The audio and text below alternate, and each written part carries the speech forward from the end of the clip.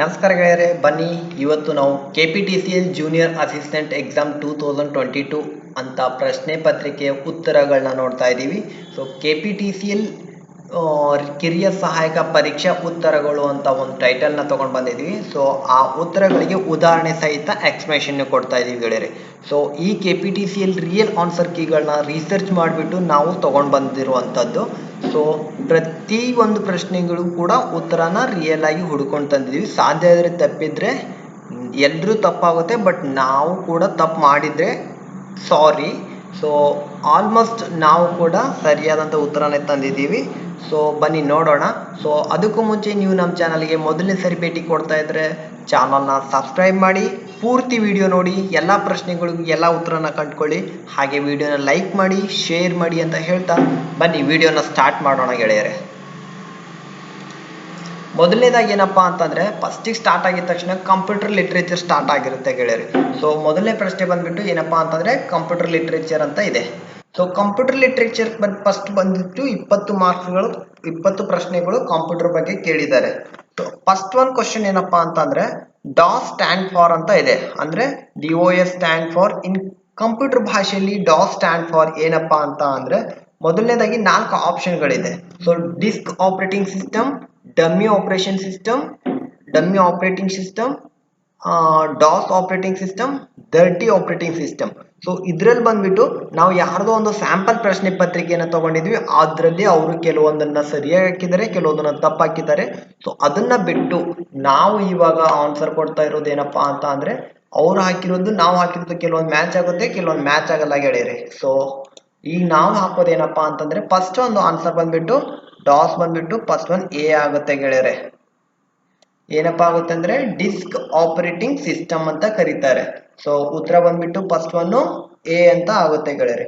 Second one ಬಂದ್ಬಿಟ್ಟು what does control plus Z do ಅಂತ ಅಂದ್ರೆ ಕಂಟ್ರೋಲ್ ಹೊಡೆದ್ಬಿಟ್ಟು ಜೆಡ್ ಹೊಡೆದ್ಮೇಲೆ ಏನಾಗುತ್ತೆ ಕಂಪ್ಯೂಟರ್ ಅಲ್ಲಿ ಅಂತ ಅರ್ಥ.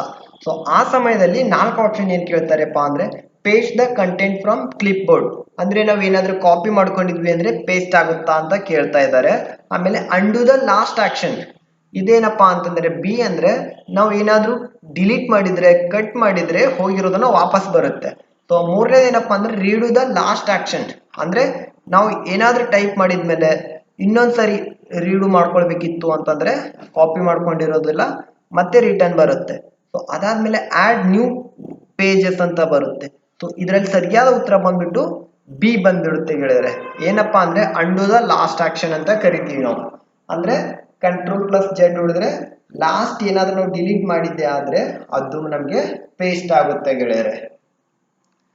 ಸೊ ನೆಕ್ಸ್ಟ್ ಬಂದ್ಬಿಟ್ಟು ಥರ್ಡ್ ಒನ್ ಬಂದ್ಬಿಟ್ಟು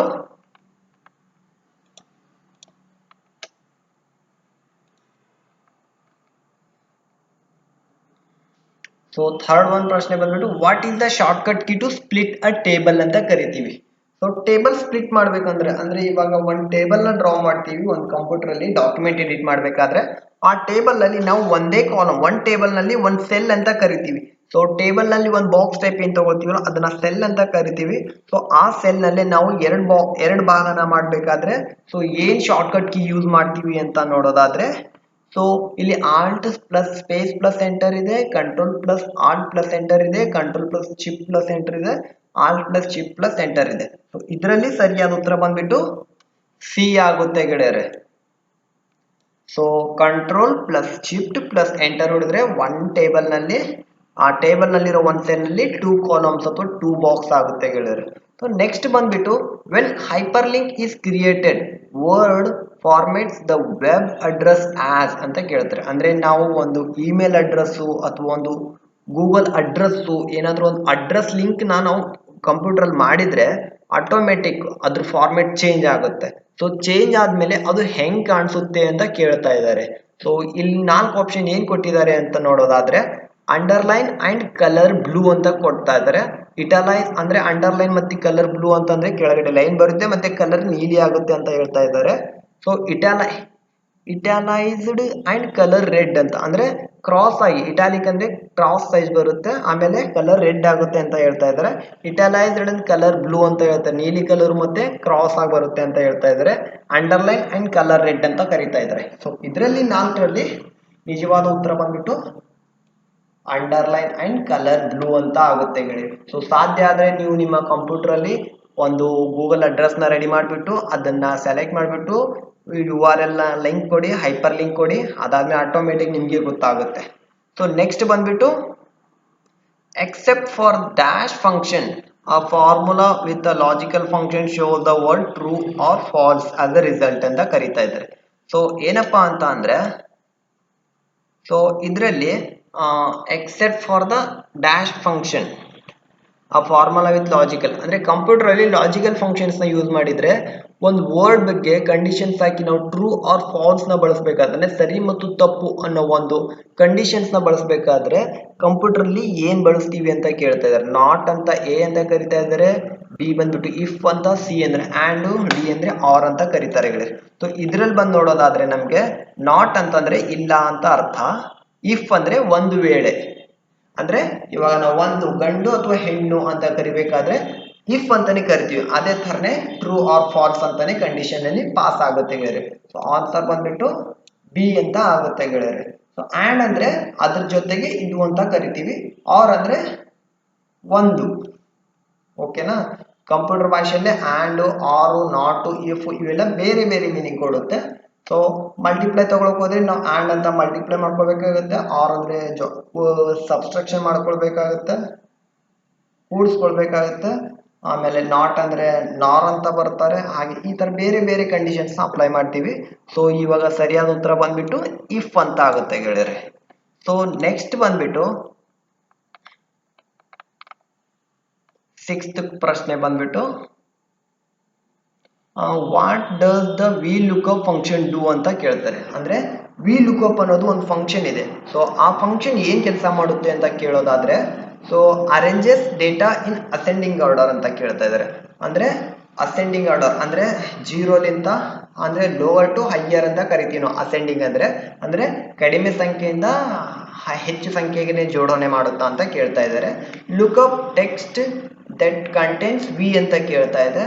ಅದಾದ್ಮೇಲೆ ಅಂದ್ರೆ ವಿ ಇರುವ ಅಕ್ಷರನ ಹುಡುಕುತ್ತಾ ಅಂತ ಕೇಳ್ತಾ ಇದ್ದಾರೆ. Check whether text is the same in one cell as in the next ಅಂತ ಕೇಳ್ತಾ ಇದ್ದಾರೆ. ಸೊ ಅದು ಆಗುತ್ತೆ ಅಂದ್ರೆ ಟೆಕ್ಸ್ಟ್ ಸೇಮ್ ಇರೋದು ನೆಕ್ಸ್ಟ್ ಅಲ್ಲಿ ಇದೆಯಾ ಅಂತ ಕೇಳ್ತಾ ಇದ್ದಾರೆ. ಫೈಂಡ್ ರಿಲೇಟೆಡ್ ರೆಕಾರ್ಡ್ಸ್ ಅಂತ ಕೇಳ್ತಾ ಇದ್ದಾರೆ. ಸೊ ನಮ್ಗೆ ರಿಯಲ್ ಆಗಿ ಆನ್ಸರ್ ಬಂದ್ಬಿಟ್ಟು ಡಿ ಆಗುತ್ತೆ ಗೆಳೆಯರೆ. ಅಂದ್ರೆ ಫೈಂಡ್ ರಿಲೇಟೆಡ್ ರೆಕಾರ್ಡ್ಸ್, ನಾವು ಯಾವ ಡೇಟಾನ ಸೆಲೆಕ್ಟ್ ಮಾಡಿಬಿಟ್ಟು ಅಲ್ಲಿ ನಾವು ಹೋಗ್ಬಿಟ್ಟು ಚೆಕ್ ವಿ ಲುಕ್ಅಪ್ ಅಂತ ಫಂಕ್ಷನ್ಸ್ನ ಅಟೆಂಡ್ ಮಾಡ್ತೀವೋ ಅದನ್ನ ಕಂಡೀಷನ್ಸ್ ಹಾಕ್ತೀವಿ, ಆವಾಗ ಫೈಂಡ್ ರಿಲೇಟೆಡ್ ರೆಕಾರ್ಡ್ಸ್ ಅಂತ ತಗೊಳುತ್ತೆ ಗೆಳೆಯರೆ. ಸೊ ಅದಾದ್ಮೇಲೆ 7th one ಬಂದ್ಬಿಟ್ಟು shortcut key to replace data with another in Excel spreadsheet is control H ಅಂತ ಕರಿತೀವಿ ಗೆಳೆಯರೆ. ಸೊ ಆನ್ಸರ್ ಬಂದ್ಬಿಟ್ಟು ಕಂಟ್ರೋಲ್ ಎಚ್ ಅಂತ. ಯಾಕಂದ್ರೆ ಕಂಟ್ರೋಲ್ ಎನ್ ಅಂದ್ರೆ ಹೊಸ ಪೇಜ್ ಓಪನ್ ಆಗುತ್ತೆ, ಕಂಟ್ರೋಲ್ ಆರ್ ಅಂದ್ರೆ ರನ್ ಅಂತ ಬರುತ್ತೆ, ಕಂಟ್ರೋಲ್ ಶಿಫ್ಟ್ ಆರ್ ಅಂದ್ರೂ ಕೂಡ ರನ್ ಅಂತಾನೆ ಆಗುತ್ತೆ. ಸೊ ಅವಾಗ ನಾವು ರೀಪ್ಲೇಸ್ ಮಾಡಬೇಕಾದ್ರೆ ಕಂಟ್ರೋಲ್ ಎಚ್ ಅಂತ ತಗೊಳ್ತೀವಿ ಗೆಳೆಯರೆ. ಸೊ ಆನ್ಸರ್ ಬಂದ್ಬಿಟ್ಟು ಎಚ್ ಅಂತ ಬರುತ್ತೆ. ಸೊ ಅದಾದ್ಮೇಲೆ ನೆಕ್ಸ್ಟ್ ನಮಗೆ 8th one. ಸೊ ಆನ್ಸರ್ ಬಂದ್ಬಿಟ್ಟು which of the following function is use to find the highest number in series of numbers ಅಂತ ಕೇಳಬೇಕಾದ್ರೆ ಸೊ ಒಂದು ಫಾರ್ಮುಲಾ ಕಂಡೀಷನ್ಸ್ ಇದೆ, ಅದರಲ್ಲಿ ವಿಚ್ ಆಫ್ ದ ಫಾಲೋವಿಂಗ್ ಅಂತ ಅಂದ್ರೆ 8th one ಕರಿಬೇಕಾದ್ರೆ ನಮಗೆ ಹೈಯೆಸ್ಟ್ ಅಂತ ಕರಿತೀವ ಅಂತ ಕೇಳ್ತಿದ್ರೆ, ಮ್ಯಾಕ್ಸ್ ಅಂತ ಕರಿತಿದ್ರೆ, ಮ್ಯಾಕ್ಸಿಮಮ್ ಅಂತ ಕರಿತಿದ್ರೆ, ಹೈ ಅಂತ ಕರಿತಿದ್ರೆ. ಸೊ ಇದರಲ್ಲಿ ಸರಿಯಾಗಿ ಉತ್ತರ ಬಂದ್ಬಿಟ್ಟು ಹೈಯೆಸ್ಟ್ ಗೆ ನಾವು ಮ್ಯಾಕ್ಸ್ ಅಂತಾನೆ ಕರಿತೀವಿ, ಲೋವೆಸ್ಟ್ ಇದ್ರೆ ನಾವು ಮಿಮ್ ಅಂತ ಕರಿತೀವಿ, MIM ಅಂತ ಕರಿತೀವಿ. MAX ಅಂದ್ರೆ ಮ್ಯಾಕ್ಸಿಮಮ್, MIM ಅಂದ್ರೆ ಮಿನಿಮಮ್. ಶಾರ್ಟ್ ಇಷ್ಟೇ ಕರಿತೀವಿ ನಾವು, ಅದೊಂದು ಫಾರ್ಮುಲಾ ಫಿಕ್ಸ್ ಆಗಿದೆ. ಸೊ ಸರಿಯಾದ ಉತ್ತರ ಬಂದ್ಬಿಟ್ಟು ನಮಗೆ 8th one ಬಿ ಅಂತ ಕರಿತೀವಿ ಗೆಳೆಯರೆ. ಅದಾದ್ಮೇಲೆ if the value in A1 is MCQ and B1 is questions which function will return MCQ and questions in cells C1 ಯಾವ ರೀತಿ ಬರ್ತೀವಿ ಅಂತಂದ್ರೆ ಇದರಲ್ಲಿ ಮಲ್ಟಿಪಲ್ ಚಾಯ್ಸ್ ಕ್ವಶನ್ಸ್ ಇದೆ ಮತ್ತೆ ಕ್ವಶನ್ಸು ಇದೆ. ಇದನ್ನ ನಾವು MCQ ಅಂಡ್ ಕ್ವಶನ್ಸ್ ಅಂತ ಬರಿಬೇಕಾದ್ರೆ ಸೆಲ್ಸ್ ನಲ್ಲಿ ಹೇಗೆ ಬರ್ತೀವಿ ಅಂತ ನೋಡೋದಾದ್ರೆ ನಿಜವಾದ ಆನ್ಸರ್ ಬಂದ್ಬಿಟ್ಟು ಡಿ ಬರುತ್ತೆ ಗೆಳೆಯರೆ. A1 and @ B @ and B1 ಅಂತ ಕರಿತೀವಿ ಗೆಳೆಯರಿ. ಸೊ ನಿಜವ ರಿಯಲ್ ಆಗಿ ಆನ್ಸರ್ ಬಂದ್ಬಿಟ್ಟು ಡಿ ಅಂತಾನೆ ಆಗುತ್ತೆ ಗೆಳೆಯರಿ. ಸೊ ನೆಕ್ಸ್ಟ್ ಆನ್ಸರ್ ಬಂದ್ಬಿಟ್ಟು 10th one, you can embedded an MS organisation chart in a slide by, ಅಂದ್ರೆ embedded an MS organisation chart in a slide by. So slide by ನಾವು ತಗೊಳ್ಬೇಕಾದ್ರೆ ಏನ್ ಮಾಡಬೇಕು ಅಂತ ನೋಡೋದಾದ್ರೆ, ಪ್ರೆಸೆಂಟಿಂಗ್ ಕಂಟ್ರೋಲ್ ಏನ್ ಅಂತ ಹೊಡೆದ್ರೆ ನ್ಯೂ ಪೇಜ್ ಓಪನ್ ಆಗುತ್ತೆ ಗೆಳೆಯರೆ. Clicking the object command and edit menu ಅಂತ ಬರುತ್ತೆ. Clicking organisation chart button the standard toolbar ಅಂತ ಬರುತ್ತೆ. Clicking the insert new slide button on the standard toolbar, then double click and organisation chart button on the formatting toolbar ಅಂತ ಇದೆ ಗೆಳೆಯರಿ. ಇದರಲ್ಲಿ ನಾವು ನಿಜವಾದ answer ಏನಪ್ಪಾ ಅಂದ್ರೆ clicking the object command on edit menu ಅಂತ ತಗೊಳ್ಬೇಕಾಗುತ್ತೆ ಗೆಳೆಯರಿ. ಸೊ ನಿಜವಾದ ಆನ್ಸರ್ ಬಂದ್ಬಿಟ್ಟು ಬಿ ಬಂದ್ಬಿಡುತ್ತೆ.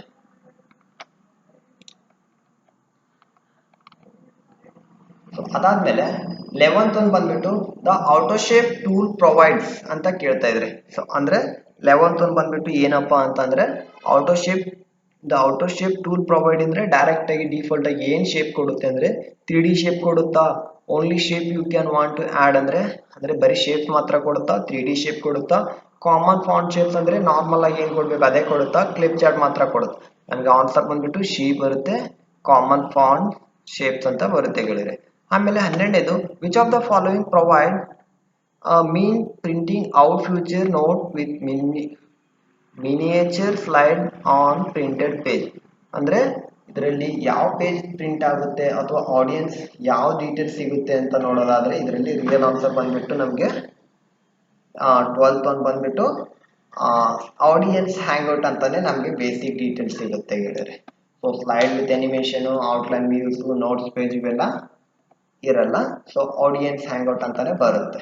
ಸೊ ಅದಾದ್ಮೇಲೆ ನಮಗೆ 13 ಬಂದ್ರೆ the arrangement of element such as title and sub title, picture, table etcetera is called as ಏನಂತ ಕರಿತೀವಿ ಅಂದ್ರೆ ಇವೆಲ್ಲಾನು ರೆಡಿ ಮಾಡ್ಬೇಕಾದ್ರೆ ಟೈಟಲ್, ಸಬ್ ಟೈಟಲ್, ಟೆಕ್ಸ್ಟ್, ಪಿಕ್ಚರ್, ಟೇಬಲ್ ಇವೆಲ್ಲ ಹಾಕ್ತಿವಿ ಅಂದ್ರೆ ನಾವು ಅದನ್ನ ಟೋಟಲಿ ಏನಂತ ಕರಿತೀವಿ ಅಂತ ಕೇಳೋದಾದ್ರೆ ಸ್ಕೀಮ್ಸ್ ಅಂತ ಕರಿತೀವ, ಲೇಔಟ್, ಪ್ರೆಸೆಂಟೇಷನ್, ಡಿಸೈನ್ ಅಂತ ಕರಿಬೇಕಾದ್ರೆ ರಿಯಲ್ ಆಗಿ ಆನ್ಸರ್ ಬಂದ್ಬಿಟ್ಟು ನಮ್ಗೆ ಏನಂತ ಕರಿತೀವಿ ಅಂದ್ರೆ ಲೇಔಟ್ ಅಂತಾನೆ ಕರಿತೀವಿ ಗೆಳೆಯರೆ. ಯಾಕಂದ್ರೆ ಇವೆಲ್ಲಾನು ಕೂಡಿದಾದ್ಮೇಲೆ ಒಂದು ಲೇಔಟ್ ಅಂತ ಕರಿತೀವಿ, ಅಂದ್ರೆ ಡಿಸೈನಿಂಗ್ ಲೇಔಟ್ ಅಂತ ಬರುತ್ತೆ. ಡಿಸೈನ್ ಮಾಡಬೇಕಾದ್ರೆ ಟೈಟಲ್ ಬೇಕಾಗುತ್ತೆ, ಪಿಕ್ಚರ್ಸ್ ಬೇಕಾಗುತ್ತೆ, ಟೇಬಲ್ಸ್ ಹಾಕೊಳ್ತೀವಿ, ಬೇರೆ ಬೇರೆ ಟೆಕ್ಸ್ಟ್ ಹಾಕೊಳ್ತೀವಿ. ಸೊ ಅದಕ್ಕೋಸ್ಕರ ನಾವು ಲೇಔಟ್ ಅಂತ ಕರಿತೀವಿ. ಸೊ ಅದಾದ್ಮೇಲೆ 14th ಬಂದ್ಬಿಟ್ಟು ಏನಪ್ಪಾ ಅಂತ ಅಂದ್ರೆ which shortcut key insert a new slide to current presentation. ನಾವು ಪವರ್ ಪಾಯಿಂಟ್ ಪ್ರೆಸೆಂಟೇಷನ್ ಯೂಸ್ ಮಾಡಬೇಕಾದ್ರೆ ಅದರಲ್ಲಿ ಹೊಸ ಸ್ಲೈಡ್ ನ ಇನ್ಸರ್ಟ್ ಮಾಡ್ಕೊಳ್ಬೇಕಾದ್ರೆ ಯಾವ್ದು ಮಾಡಬೇಕು ಅಂತ ಕೇಳ್ತಾ ಇದ್ದಾರೆ. ಸೊ ಅದರಲ್ಲಿ ನಾವು ಕಂಟ್ರೋಲ್ F ಹೊಡೆದ್ರೆ ಫೈಂಡ್ ಅಂತ ಬರುತ್ತೆ, ಕಂಟ್ರೋಲ್ N ಹೊಡೆದ್ರೆ ನ್ಯೂ ಪೇಜ್ ಓಪನ್ ಆಗುತ್ತೆ, ಆಮೇಲೆ ಕಂಟ್ರೋಲ್ M ಹೊಡೆದ್ರೆ ನ್ಯೂ ಸ್ಲೈಡ್ ಓಪನ್ ಆಗುತ್ತೆ, ಕಂಟ್ರೋಲ್ S ಹೊಡೆದ್ರೆ ಸೇವ್ ಆಗುತ್ತೆ.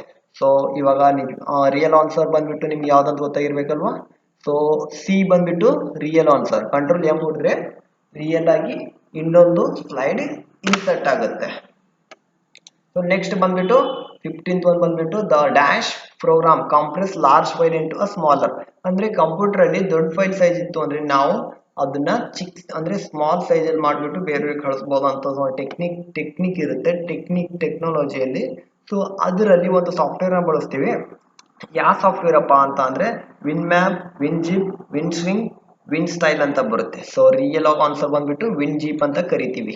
ಸೊ ಇದನ್ನ ನಮ್ಗೆ 1 GB ಇದ್ರೆ ಅದನ್ನ ಕಾಂಪ್ರೆಸ್ ಮಾಡಿಬಿಟ್ಟು ನಮಗೆ ಮಿನಿಮಮ್ 300, 400 ಅಥವಾ 200 ವರೆಗೂ ತರಬಹುದು ಗೆಳೆಯರೆ.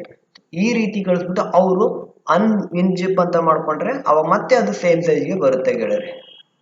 ಸೊ ಇದಾದ್ಮೇಲೆ ನೆಕ್ಸ್ಟ್ 16th ಒಂದು ಬಂದ್ಬಿಟ್ಟು ಏನಪ್ಪಾ ಅಂತಂದ್ರೆ recently deleted file are stored in. Common ಆಗಿ ಎಲ್ರಿಗೂ ಗೊತ್ತಿರುತ್ತೆ, ಮೈ ಕಂಪ್ಯೂಟರ್ ಆಗುತ್ತಾ, ಡೆಸ್ಕ್ಟಾಪ್ ಆಗುತ್ತಾ, ರೀಸೈಕಲ್ ಬಿನ್ ಆಗುತ್ತಾ, ಟಾಸ್ಕ್ ಬಾರ್ ಆಗುತ್ತಾ ಅಂತ. ಸೊ ಮಾಮೂಲಿ ರೀಸೈಕಲ್ ಬಿನ್ ಅಲ್ಲೇ ಹೋಗುತ್ತೆ ಗೆಳೆಯರೆ. ರೀಸೈಕಲ್ ಬಿನ್ ಅಂದ್ರೆ ನಾವು ಡಿಲೀಟ್ ಮಾಡಿರುವಂತ ಎಲ್ಲಾ ಫೈಲ್ಸ್ನು ಇದರಲ್ಲಿ ಹೋಗಿ ಕೂತ್ಕೊಳ್ಳುತ್ತೆ. ನಾವು ಒಂದ್ ವೇಳೆ ಇದರಲ್ಲಿ ಡಿಲೀಟ್ ಮಾಡಿದ್ರೆ ನಮಗೆ ಮತ್ತೆ ರೀಸ್ಟೋರ್ ಮಾಡಕ್ ಆಗಲ್ಲ. ಸೊ ನೆಕ್ಸ್ಟ್ ಆದ್ಮೇಲೆ which of the following runs on computer hardware and serves as platform for other software to run on. ಅಂದ್ರೆ which of the following computer hardware ಅಂದ್ರೆ ನಮಗೆ ಹಾರ್ಡ್ವೇರ್ ಪಾರ್ಟ್ಸ್ ನ ರನ್ ಮಾಡಬೇಕಾದ್ರೆ ಯಾವ platform for other software to run ಅಂತ ಕೇಳುತ್ತೆ. Hardware parts and serves as a platform for other software to run. So hardware ಪಾರ್ಟ್ಸ್ನ ತೊಗೊಂಡು ಬೇರೆ ಸಾಫ್ಟ್ವೇರ್ನ ನಾವು ರನ್ ಮಾಡಬೇಕಾದ್ರೆ ಏನು ಮಾಡ್ತೀವಿ ಅಂತ ಕೇಳುತ್ತೆ. So programming system, operating system, application software, system software. So ಹಾರ್ಡ್ವೇರ್ನ ಯೂಸ್ ಮಾಡಿಬಿಟ್ಟು ನಾವು ಬೇರೆ ಸಾಫ್ಟ್ವೇರ್ನ platform other software to run ಅಂದರೆ ಆಪರೇಟಿಂಗ್ ಸಿಸ್ಟಮ್ನ ಯೂಸ್ ಮಾಡಿಕೊಂಡು ಮಾಡ್ತೀವಿ ಗೆಳೆಯರು. ಪ್ರೋಗ್ರಾಮ್ ಸಿಸ್ಟಮ್ ಅಂತಂದರೆ ನಾವು ಕಂಪ್ಯೂಟರ್ ಬಗ್ಗೆ ನಾವು ಬೇರೆ ಪ್ರೋಗ್ರಾಮ್ಸ್ನ ಬರಿತೀವಿ. ಅಪ್ಲಿಕೇಶನ್ ಸಾಫ್ಟ್ವೇರ್ ಅಂದರೆ ಒಂದು ಸಾಫ್ಟ್ವೇರ್ ಬಗ್ಗೆ ನಾವು ಅಪ್ಲಿಕೇಶನ್ಸ್ನ ಬರೆಯೋದು. ಸಿಸ್ಟಮ್ ಸಾಫ್ಟ್ವೇರ್ ಅಂದರೆ ನಮಗೆ ಬೇಕಾದಂಥ ಅಪ್ಲಿಕೇಶನ್ಸ್ನ ಅಥವಾ ಸಾಫ್ಟ್ವೇರ್ನ ಹಾಕೊಳ್ಳೋಕ್ಕೆ ಸಿಸ್ಟಮ್ ಸಾಫ್ಟ್ವೇರ್ ಅಂತ ಕರಿತೀವಿ. ಸೊ ಹಾರ್ಡ್ವೇರ್ ಜೊತೆ ರಿಲೇಟೆಡ್ ಟು ಸಾಫ್ಟ್ವೇರ್ ಅಂತ ಕರಿಬೇಕಾದ್ರೆ ಆಪರೇಟಿಂಗ್ ಸಿಸ್ಟಮ್ ಅಂತಲೇ ಕರಿತೀವಿ. ಆನ್ಸರ್ ಬಂದುಬಿಟ್ಟು ಬಿ, ಆಪರೇಟಿಂಗ್ ಸಿಸ್ಟಮ್. ಸೊ ಅದಾದಮೇಲೆ ನೆಕ್ಸ್ಟ್ ಒಂದು 18th. ಸೊ 18th ಬಂದುಬಿಟ್ಟು to send email we use. ಯಾರಿಗಾದ್ರೂ ನಾವು ಇಮೇಲ್ ಮಾಡಬೇಕಾದ್ರೆ ಯಾವ್ದು ಯೂಸ್ ಮಾಡ್ತೀವಿ ಅಂತಂದರೆ ನಾವು ಔಟ್ಲುಕ್ ಎಕ್ಸ್ಪ್ಲೋರರ್ ಅಂತ ಬಳಸ್ತೀವಿ. ಸೊ ಇವಾಗ ಇಮೇಲ್ ಅಂತ ಬಳಸ್ತೀವಿ, ಬಟ್ ಇದಕ್ಕೂ ಮುಂಚೆ ನಮಗೆ ಔಟ್ಲುಕ್ ಎಕ್ಸ್ಪ್ಲೋರರ್ ಅಂತಲೇ ಬರ್ತಿತ್ತು. ಇದು ಕಂಪ್ಯೂಟ್ರಲ್ಲಿ ಬರುತ್ತೆ. ಇಮೇಲು ಕಂಪ್ಯೂಟ್ರು ಮತ್ತು ಮೊಬೈಲ್ನಲ್ಲಿ ಎರಡರಲ್ಲೂ ಬರುತ್ತೆ. ಸೊ ಇದಕ್ಕೂ ಮುಂಚೆ ನಾವು ಔಟ್ಲುಕ್ ಎಕ್ಸ್ಪ್ಲೋರರೇ ಬಳಸ್ತಿದ್ವಿ ಗೆಳೆಯರೆ. ಆನ್ಸರ್ ಬಂದುಬಿಟ್ಟು 18th ಒಂದು ಸಿ, ಔಟ್ಲುಕ್ ಎಕ್ಸ್ಪ್ಲೋರರ್. ಕೆಲವೊಂದು ಪ್ರಶ್ನೆ ಪತ್ರಿಕೆಯಲ್ಲಿ ಹಿಂದೆ ಮುಂದೆ ಇರುತ್ತೆ. ಅಂದರೆ ಇವಾಗ 18ನೇ ಪ್ರಶ್ನೆ to send email we use ಅಂತ ಇದೆ. ಸೊ ಇದರಲ್ಲಿ ಆನ್ಸರ್ ಬಂದ್ಬಿಟ್ಟು ಸಿ ಅಂತ ಇದೆ, ಔಟ್ಲುಕ್ ಎಕ್ಸ್ಪ್ಲೋರರ್. ಇನ್ನು ಕೆಲವರಿಗೆ ಏನಾಗಿರುತ್ತೆ, outlook explorer first one A ಬಂದಿರುತ್ತೆ. ಸೊ ಅದನ್ನು ಗೊಂದಲ ಮಾಡ್ಕೊಳ್ಬೇಡಿ.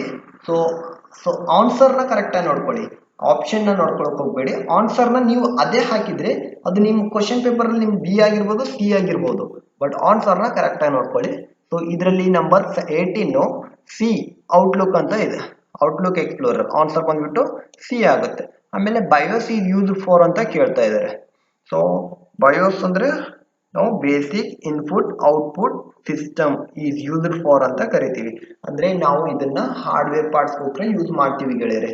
ಸೊ ಬೇಸಿಕ್ ಸೆಟ್ಟಿಂಗ್ಸ್ನ ಯೂಸ್ ಮಾಡೋಕೆ ನಾವು ಹಾರ್ಡ್ವೇರ್ ಸೆಟ್ಟಿಂಗ್ಸ್ನ ಯೂಸ್ ಮಾಡಬೇಕಾದ್ರೆ ಹೆಚ್ಚಾನ್ ಹೆಚ್ಚು ಯೂಸ್ ಮಾಡ್ಕೊಳ್ತೀವಿ. ಸೊ ಇದರಲ್ಲಿ ಆನ್ಸರ್ ಬಂದ್ಬಿಟ್ಟು application software, operating system, compiler, interpreter ಅಂತ ಕರೀತಾರೆ. ಸೊ ನಾವು ಹಾರ್ಡ್ವೇರ್ ಪಾರ್ಟ್ಸಿಗೆ ಜಾಸ್ತಿ ಯೂಸ್ ಮಾಡ್ಕೋಬೇಕಾದ್ರೆ ಏನಂತ ಕರಿತೀವಿ, ಸೊ ಆಪರೇಟಿಂಗ್ ಸಿಸ್ಟಮ್ನ ಯೂಸ್ ಮಾಡ್ಕೊಳ್ತೀವಿ ಇಲ್ಲಿ. ಸೊ ಕೊನೆಯದಾಗಿ ಲಾಸ್ಟ್ ಒಂದು ಬಂದ್ಬಿಟ್ಟು Unicode standard is a dash ಅಂತ ಕೇಳಿದ್ದಾರೆ. ಅಂದರೆ ಯೂನಿಕ್ ಕೋಡ್ ಅನ್ನೋದು ಏನು ಅಂತ ಕೇಳ್ತಾ ಇದ್ದಾರೆ. Character encoding system, keyboard layout, software, fonts. ಇದರಲ್ಲಿ ಯೂನಿಕ್ ಕೋಡ್ ಅನ್ನೋದು ಏನಪ್ಪಾ ಅಂತ ಅನ್ನೋದಾದ್ರೆ, ಕ್ಯಾರೆಕ್ಟರ್ ಎನ್ಕೋಡಿಂಗ್ ಸಿಸ್ಟಮ್ ಏನಪ್ಪಾ ಅಂತಂದ್ರೆ ನಾವು ಮಾಡುವಂಥ ಕಂಟೆಂಟು, ಟೈಪ್ ಮಾಡುವಂಥ ಟೆಕ್ಸ್ಟ್ನ ಎನ್ಕೋಡ್ ಮಾಡಿಬಿಟ್ಟು ಸೀಕ್ರೆಟ್ ಕೋಡ್ ಮಾಡಿಬಿಟ್ಟು ಬೇರೆಯವರಿಗೆ ಆ ಸಿಸ್ಟಮ್ಗೆ ಕಳಿಸುತ್ತೆ. ಸೊ ಕಳೆದಿರೋ ಸಿಸ್ಟಮ್ಗೆ ನಾವು ಎನ್ಕೋಡಿಂಗ್ ಡಿಕೋಡಿಂಗ್ ಮಾಡುತ್ತೆ. ಸೊ ಈ ರೀತಿ ಮಾಡೋದನ್ನು ನಾವು ಎನ್ಕೋಡಿಂಗ್ ಆ್ಯಂಡ್ ಡಿಕೋಡಿಂಗ್ ಅಂತ ಕರಿತೀವಿ.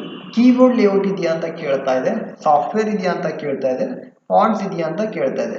ಸೊ ಇದರಲ್ಲಿ ಸರಿಯಾದ ಉತ್ತರ ಬಂದ್ಬಿಟ್ಟು ಮೊದಲನೇದಾಗುತ್ತೆ ಹೇಳಿದ್ರೆ ಕ್ಯಾರೆಕ್ಟರ್ ಎನ್ಕೋಡಿಂಗ್ ಸಿಸ್ಟಮ್ ಆಗುತ್ತೆ. ಸೊ ಇದು ಕಂಪ್ಯೂಟರ್ ಬಗ್ಗೆ ಇರುವಂಥ ಪ್ರಶ್ನೆಗಳು. ಒಟ್ಟು ಪ್ರಶ್ನೆ 20 ಪ್ರಶ್ನೆಗಳು. ಸೊ ನೆಕ್ಸ್ಟ್ ಬಂದ್ಬಿಟ್ಟು ನಾವು ನೋಡೋದಾದ್ರೆ ಸಾಮಾನ್ಯ ಜ್ಞಾನ ಮತ್ತು ಸಾಮರ್ಥ್ಯ ಅಂತ ಇದೆ ಗೆಳೆಯರು. ಸೊ ಸಾಮಾನ್ಯ ಜ್ಞಾನ ಮತ್ತು ಸಾಮರ್ಥ್ಯ ಪ್ರಶ್ನೆಗಳ ಬಗ್ಗೆ ನೋಡೋದಾದ್ರೆ, ಸೊ ರಾಜ್ಯಸಭೆಯಲ್ಲಿ ಸಾಧ್ಯ ಆದರೆ ಎಲ್ರಿಗೂ ಸಾಮಾನ್ಯ ಜ್ಞಾನ ಜಾಸ್ತಿನೇ ಇರುತ್ತೆ. ಸೊ ಮಾನಸಿಕ ಸಾಮರ್ಥ್ಯನ ಬಗ್ಗೆ ಜಾಸ್ತಿ ಓದ್ಕೊಂಡಿರ್ತೀರ. ಸೊ ಬೇಗ ಫಾಸ್ಟಾಗಿ ಹೋಗೋಣ ಬೇಕಾದ್ರೆ ಸಾಧ್ಯ ಆದರೆ. ಸಾಮಾನ್ಯ ಜ್ಞಾನ ಮತ್ತು ಸಾಮರ್ಥ್ಯ ಪ್ರಶ್ನೆಗಳ ಬಗ್ಗೆ ನೋಡಿದ್ರೆ, ರಾಜ್ಯಸಭೆಯಲ್ಲಿ ವಿವಿಧ ರಾಜ್ಯಗಳಿಗೆ ಆರಿಸಿ ಬರುವ ಪ್ರತಿನಿಧಿಗಳ ಸಂಖ್ಯೆ ಡ್ಯಾಶ್ ಮೀರುವಂತಿಲ್ಲ ಅಂತ ಇದೆ. ಸೊ ಇದರಲ್ಲಿ ಎಷ್ಟು ಅಂದರೆ 228, 300, 280, 250. ಸೊ ಸಾಮಾನ್ಯವಾಗಿ ನಮಗೆ ಉತ್ತರ ಎಷ್ಟು ಬರುತ್ತೆ ಅಂದರೆ 250 ಬರುತ್ತೆ ಗೆಳೆಯರೆ. ಸೊ ಇಷ್ಟು ಮಿತಿ ಮೀರಬಾರ್ದು ಅಂತ ಅನ್ನೋದು ಏನಕ್ಕೆ ಅಂತಂದರೆ, ನಮಗೆ 238 ರಾಜ್ಯಸಭೆಗೆ ನಾವು ಪ್ರತಿದಿನ ಸೆಲೆಕ್ಟ್ ಮಾಡುವಂಥ ಪ್ರತಿನಿಧಿಗಳನ್ನ ಸಂಖ್ಯೆ ಸೆಲೆಕ್ಟ್ ಮಾಡ್ಬೋದು. ಇನ್ನು 12 ಅನ್ನೋದು ಅಲ್ಲೇ ರಾಜ್ಯಸಭೆಯಲ್ಲೇ ಇದ್ದಿರ್ತಾರೆ. ಸೊ ಟೋಟಲ್ 250ಕ್ಕೆ ನಾವು ಮಿತಿನ ಮೀರಬಾರ್ದು ಅಂತ ಇರುತ್ತೆ. ಸೊ ಹಣಕಾಸು ತುರ್ತು ಪರಿಸ್ಥಿತಿಯಲ್ಲಿ ಏನು ಮಾಡಬೇಕು ಅಂತ ನೋಡೋದಾದ್ರೆ, ಆನ್ಸರ್ ಬಂದ್ಬಿಟ್ಟು ಏನಾಗುತ್ತೆ ಅಂದರೆ ಹಣಕಾಸಿನ ನಿಯಮಗಳು ಅನುಸರಿಸಬೇಕಾ, ಎಲ್ಲ ನೌಕರರ ವೇತನ ಕಡಿತಗೊಳಿಸಬೇಕಾ, ನ್ಯಾಯಾಂಗ ಸದಸ್ಯರ ವೇತನ ಕಡಿಮೆ ಮಾಡಬೇಕಾ, ರಾಜಕಾರಣಿಗಳ ಮಂತ್ರಿಗಳು ಹೆಚ್ಚು ತೆರಿಗೆ ಪಾವತಿಸಬೇಕಾ. ಸೊ ಇದರಲ್ಲಿ ನ್ಯಾಯಾಂಗ ಸದಸ್ಯರ ವೇತನ ಕಡಿಮೆ ಮಾಡಲಾಗುತ್ತದೆ ಅಂತ ಹೇಳುತ್ತೆ ಗೆಳೆಯರು. ಸೊ ನೆಕ್ಸ್ಟ್ ಬಂದ್ಬಿಟ್ಟು ಭಾರತ ಸಂವಿಧಾನದಲ್ಲಿ ಒಟ್ಟು ಡ್ಯಾಶ್ ರಾಷ್ಟ್ರಗಳಿಗೆ ಅವಕಾಶ ನೀಡಲಾಗಿದೆ. ಸೊ ಇತ್ತೀಚೆಗೆ ಅಂದರೆ ಮೊದಲು ನಮಗೆ 14 ಭಾಷೆಗಳು ಮಾತ್ರ ರಾಷ್ಟ್ರೀಕವಾಗಿದ್ದು, ಅದಾದಮೇಲೆ 16, 17, 18, 19, 20 ಆದ್ವು. ಸೊ ಅದಾದ್ಮೇಲೆ ಇವಾಗ ಪ್ರೆಸೆಂಟ್ಲಿ ಏನಿದೆ ಅಂತಂದ್ರೆ ನಮಗೆ 22 ರಾಷ್ಟ್ರೀಯ ಭಾಷೆಗಳು ಏನಿದೆ ಅವಕಾಶ ನೀಡಲಾಗಿದೆ ಗೆಳೆಯರೆ. ಸೊ ಆನ್ಸರ್ ಬಂದ್ಬಿಟ್ಟು ನಮಗೆ 23ನೇದು ಎ ಅಂತ ಕರಿತೀವಿ. ಅದನ್ನು 24ನೇದು ಬಂದ್ಬಿಟ್ಟು ಹಿರಣ್ಯಕೇಶಿ ಮತ್ತು ಮಾರ್ಕಾಂಡೇಯ ಉಪನದಿಗಳು ಬೆಳಗಾವಿ ಜಿಲ್ಲೆಯ ಯಾವ ಮುಖ್ಯ ನದಿಗೆ ಸೇರಿಕೊಳ್ಳುತ್ತವೆ ಅಂತ ಕೇಳ್ತಾರೆ. ಸೊ ಘಟಪ್ರಭಾ ಅಂತ ಇದೆ. ಸೊ ತುಂಗಾಭದ್ರೆ, ಅಘನಾಶಿನಿ, ಮಲಪ್ರಭಾ ಮತ್ತು ಘಟಪ್ರಭಾ. ಸೊ 4 ನದಿಗಳಲ್ಲಿ ಘಟಪ್ರಭಾ ಅಂತ ಬರುತ್ತೆ. ಭಾರತದ ಅತಿ ಚಿಕ್ಕ ಕೇಂದ್ರಾಡಳಿತ ಪ್ರದೇಶ ಯಾವುದಪ್ಪ ಅಂತ 25ನೇ ಪ್ರಶ್ನೆ. ಅಂಡಮಾನ್ ಮತ್ತು ನಿಕೋಬಾರ್ ದ್ವೀಪಗಳು, ಚಂಡೀಗಢ, ಪುಡುಚೇರಿ, ಲಕ್ಷದ್ವೀಪ. ಸೊ ಆನ್ಸರ್ ಬಂದ್ಬಿಟ್ಟು ಅತಿ ಚಿಕ್ಕ ರಾಷ್ಟ್ರ ಅಥವಾ ಕೇಂದ್ರಾಡಳಿತ ಪ್ರದೇಶ ಅಂತ ಕರಿಬೇಕಾದ್ರೆ ನಮಗೆ ಲಕ್ಷದ್ವೀಪ ಆಗುತ್ತೆ ಗೆಳೆಯರೆ. ಸೊ ನಮ್ಮ ಭಾರತದಲ್ಲಿ ಅತಿ ಚಿಕ್ಕ ಕೇಂದ್ರಾಡಳಿತ ಪ್ರದೇಶ ಅಂದ್ರೆ ಲಕ್ಷದ್ವೀಪ ಅಂತ ಕರಿತೀವಿ ಗೆಳೆಯರೆ. ಸೊ ಅದಾದ್ಮೇಲೆ 26ನೇ ಪ್ರಶ್ನೆ. ಅಂದಾಜಿನ ಪ್ರಕಾರ ಭೂಮಿಯ ಆಯಸ್ಸು ಎಷ್ಟು ಅಂತ ಕೇಳಬಹುದು. ಸೊ ಕೇಳಿದ್ದಾರೆ. ಅದರಲ್ಲಿ 2 ಬಿಲಿಯನ್ ವರ್ಷಗಳು, 4.6 ಬಿಲಿಯನ್ ವರ್ಷಗಳು, 6 ಬಿಲಿಯನ್ ವರ್ಷಗಳು, 10 ಬಿಲಿಯನ್ ವರ್ಷಗಳು. ಸೊ ಇಷ್ಟು ಕೇಳ್ತಾ ಇದ್ದಾರೆ. ಸೊ ಸರಾಸರಿಯಾಗಿ ನಮಗೆ ಭೂಮಿಯ ಇರುವಂತ ಆಯಸ್ಸು 4.6 ಅಂತ ಇದೆ ಗೆಳೆಯರೆ. ಸೊ ರಿಯಲ್ ಆನ್ಸರ್ ಬಂದ್ಬಿಟ್ಟು 4.6 ಅಂತಾನೆ ಇದೆ. ಸೊ ಇವಾಗ ನಾವು 4.5 ಬಿಲಿಯನ್ ವರ್ಷಗಳು ಆಲ್ರೆಡಿ ದಾಟಿದೀವಿ ಗೆಳೆಯರೆ. ಸೊ ಅಂದ್ರೆ 4.5 ಬಿಲಿಯನ್ ದಾಟಿದ್ವಿ. ಸೊ ಇನ್ನು 0.1 ಬಿಲಿಯನ್ ನಮಗೆ ಇನ್ನು ಅಂದ್ರೆ ಟೈಮ್ ಇದೆ. ಸೊ ಈ ಲೆಕ್ಕದ ಪ್ರಕಾರ ಇದೆ, ಬಟ್ ಇನ್ನು ಎಷ್ಟು ವರ್ಷಗಳು ಅಂತ ಗೊತ್ತಿಲ್ಲ ನಮಗೆ. ಈ ಲೆಕ್ಕ 4.6 ಅಂತ ಕರಿತಾ ಇದ್ದಾರೆ. ಸೊ ಬೃಹತ್ ಪ್ರಮಾಣದಲ್ಲಿ ರೈಲ್ವೆ ನೆಟ್ವರ್ಕ್ ಹೊಂದಿರುವ ದೇಶ ಯಾವುದು ಅಂತ ನೋಡೋದಾದ್ರೆ ನಮಗೆ ಸಾಮಾನ್ಯವಾಗಿ ಅಮೆರಿಕದವರೇ ಅತಿ ಹೆಚ್ಚು ರೈಲ್ವೆ ನೆಟ್ವರ್ಕ್ ನ ಹೊಂದಿದ್ದಾರೆ ಗೆಳೆಯರೆ. ಸರ್ವೇ ಸಾಮಾನ್ಯವಾಗಿ ಅಮೆರಿಕ ಮೊದಲು, ಚೀನಾ 2ನೇದಾಗಿದೆ, ಭಾರತ 3ನೇದಾಗಿದೆ, ರಷ್ಯಾ 4ನೇದಾಗಿದೆ. ಸೊ ನೆಕ್ಸ್ಟ್ ಬಂದ್ಬಿಟ್ಟು 28ನೇ ಪ್ರಶ್ನೆ ಗೆಳೆಯರೆ. ಸೊ ಭಾರತ ವಿದೇಶಿ ವ್ಯಾಪಾರ ಎಷ್ಟು ಶೇಕಡಾ ಪ್ರಮಾಣ ಸಮುದ್ರದ ಮೂಲಕ ನಡೆಯುತ್ತದೆ ಅಂತ ಕೇಳಿದ್ದಾರೆ. ಸೊ ಇದರಲ್ಲಿ 99% ಸಮುದ್ರದ ಮೂಲಕವೇ ನಮಗೆ ವ್ಯಾಪಾರಗಳು ಹೆಚ್ಚು ವಿದೇಶಕ್ಕೆ ಹೋಗುತ್ತೆ ಗೆಳೆಯರೆ. ಸೊ ಆನ್ಸರ್ ಬಂದ್ಬಿಟ್ಟು ಸಿ ಅಂತ ಹೇಳ್ತೀವಿ. ಅದಾದ್ಮೇಲೆ ಮಹಾಭಾರತವನ್ನು ನಾಟಕ ರೂಪದಲ್ಲಿ ನಿರ್ದೇಶಿಸಿದ ಪ್ರಸಿದ್ಧ ಬ್ರಿಟಿಷ್ ರಂಗ ನಿರ್ದೇಶಕ ಯಾರಪ್ಪ ಅಂದ್ರೆ ಪೀಟರ್ ಬ್ರೂಕ್ ಅಂತ ಕರೀತಾರೆ. ಸೊ ಇವರು ಮೊದಲನೇ ಬಾರಿಗೆ ಭಾರತದ ಮಹಾಭಾರತವನ್ನು ನಾಟಕ ರೂಪಕ್ಕೆ ಇವರು ಮಾಡಿದ್ರು ಗೆಳೆಯರೆ. ಇದಾದ್ಮೇಲೆ 30ನೇ ಪ್ರಶ್ನೆ ಬಂದ್ಬಿಟ್ಟು ಗ್ರ್ಯಾಂಡ್ ಸ್ಲಾಮ್ ಟೆನ್ನಿಸ್ ಟೂರ್ನಿಯ ಫೈನಲ್ ಪ್ರವೇಶಿಸಿದ ಆಫ್ರಿಕಾ ಮತ್ತು ಅರಬ್ ಮೂಲದ ಮೊದಲ ಮಹಿಳೆ ಯಾರು ಅಂದ್ರೆ ಆನ್ಸ್ ಜಬರ್ ಅಂತ ಹೇಳ್ತಾರೆ. ಸೊ ಇದು ಆನ್ಸ್ ಜಬರ್ ಅಂತ ಸ್ಪೋರ್ಟ್ಸ್ ಮೇನ್ ಇದೆ. ಆಮೇಲೆ 31ನೇದು ಬಂದ್ಬಿಟ್ಟು ಇತ್ತೀಚೆಗೆ ಕರ್ನಾಟಕದ ರಾಜ್ಯಸಭೆ ನಾಮನಿರ್ದೇಶನಗೊಂಡವರು ಯಾರು ಅಂತ ಅಂದ್ರೆ ಎಲ್ರಿಗೂ ಗೊತ್ತೇ ಇದೆ ಸಾಧ್ಯವಾದ್ರೆ. ಸೊ ವೀರೇಂದ್ರ ಹೆಗ್ಗಡೆ ಅಂತ ಇದೆ. ಸೀತಾರಾಮ್ ನಾಯಕ್ ಅಂತೂ ಅಲ್ವೇ ಅಲ್ಲ, PT ಉಷಾ ಅಂತೂ ಅಲ್ವೇ ಅಲ್ಲ, ರಾಮಕೃಷ್ಣ ರಾವ್ ಅಂತೂ ಅಲ್ವೇ ಅಲ್ಲ. ಸೊ ಇತ್ತೀಚೆಗೆ ಸೆಲೆಕ್ಟ್ ಆದವರು ವೀರೇಂದ್ರ ಹೆಗ್ಗಡೆ ಅಂತ ಇದೆ. ಸೊ ಅದಾದ್ಮೇಲೆ ನೆಕ್ಸ್ಟ್ ಬಂದ್ಬಿಟ್ಟು 32ನೇ ಪ್ರಶ್ನೆ ಬಂದ್ಬಿಟ್ಟು ನಮ್ಗೆ ಏನಪ್ಪಾ 2022ರಲ್ಲಿ ರಾಷ್ಟ್ರೀಯ ಆಹಾರ ಭದ್ರತಾ ಕಾಯ್ದೆ ಅನುಷ್ಠಾನದಲ್ಲಿ ಕರ್ನಾಟಕ ರಾಜ್ಯ ಪಡೆದಿರುವ ಸ್ಥಾನ ಎಷ್ಟು ಅಂತಂದ್ರೆ 8ನೇ ಸ್ಥಾನ ಅಂತ ಹೇಳ್ತಾರೆ. ಸೊ 4ನೇ ಸ್ಥಾನ, 5ನೇ ಸ್ಥಾನ, 7ನೇ ಸ್ಥಾನ ಅಲ್ಲ, 8ನೇ ಸ್ಥಾನ ಅಂತ ಇದೆ. ಸೊ ಅದಾದ್ಮೇಲೆ ನೆಕ್ಸ್ಟ್ 33 ಪ್ರಶ್ನೆ ಬಂದ್ಬಿಟ್ಟು ಸೊ PQ ಗಿಂತ 60% ಹೆಚ್ಚಾಗಿದೆ, R ಗಿಂತ 30% ಹೆಚ್ಚಾಗಿರುತ್ತದೆ. Q ಮತ್ತು R ನ ಅನುಪಾತ ಹೀಗಿರುತ್ತದೆ ಅಂತ. ಸೊ ಇದನ್ನ ಒಂದು ಮ್ಯಾನ್ಯುಯಲಿ ಪೇಪರ್ ತಗೊಂಡ್ಬಿಟ್ಟು ನೀವು ಕ್ಯಾಲ್ಕುಲೇಷನ್ ಮಾಡಿದ್ರೆ ಈಸಿಯಾಗಿ ಗೊತ್ತಾಗುತ್ತೆ ಇದ್ರಲ್ಲಿ ಎಷ್ಟು ಬರುತ್ತೆ ಅಂತ.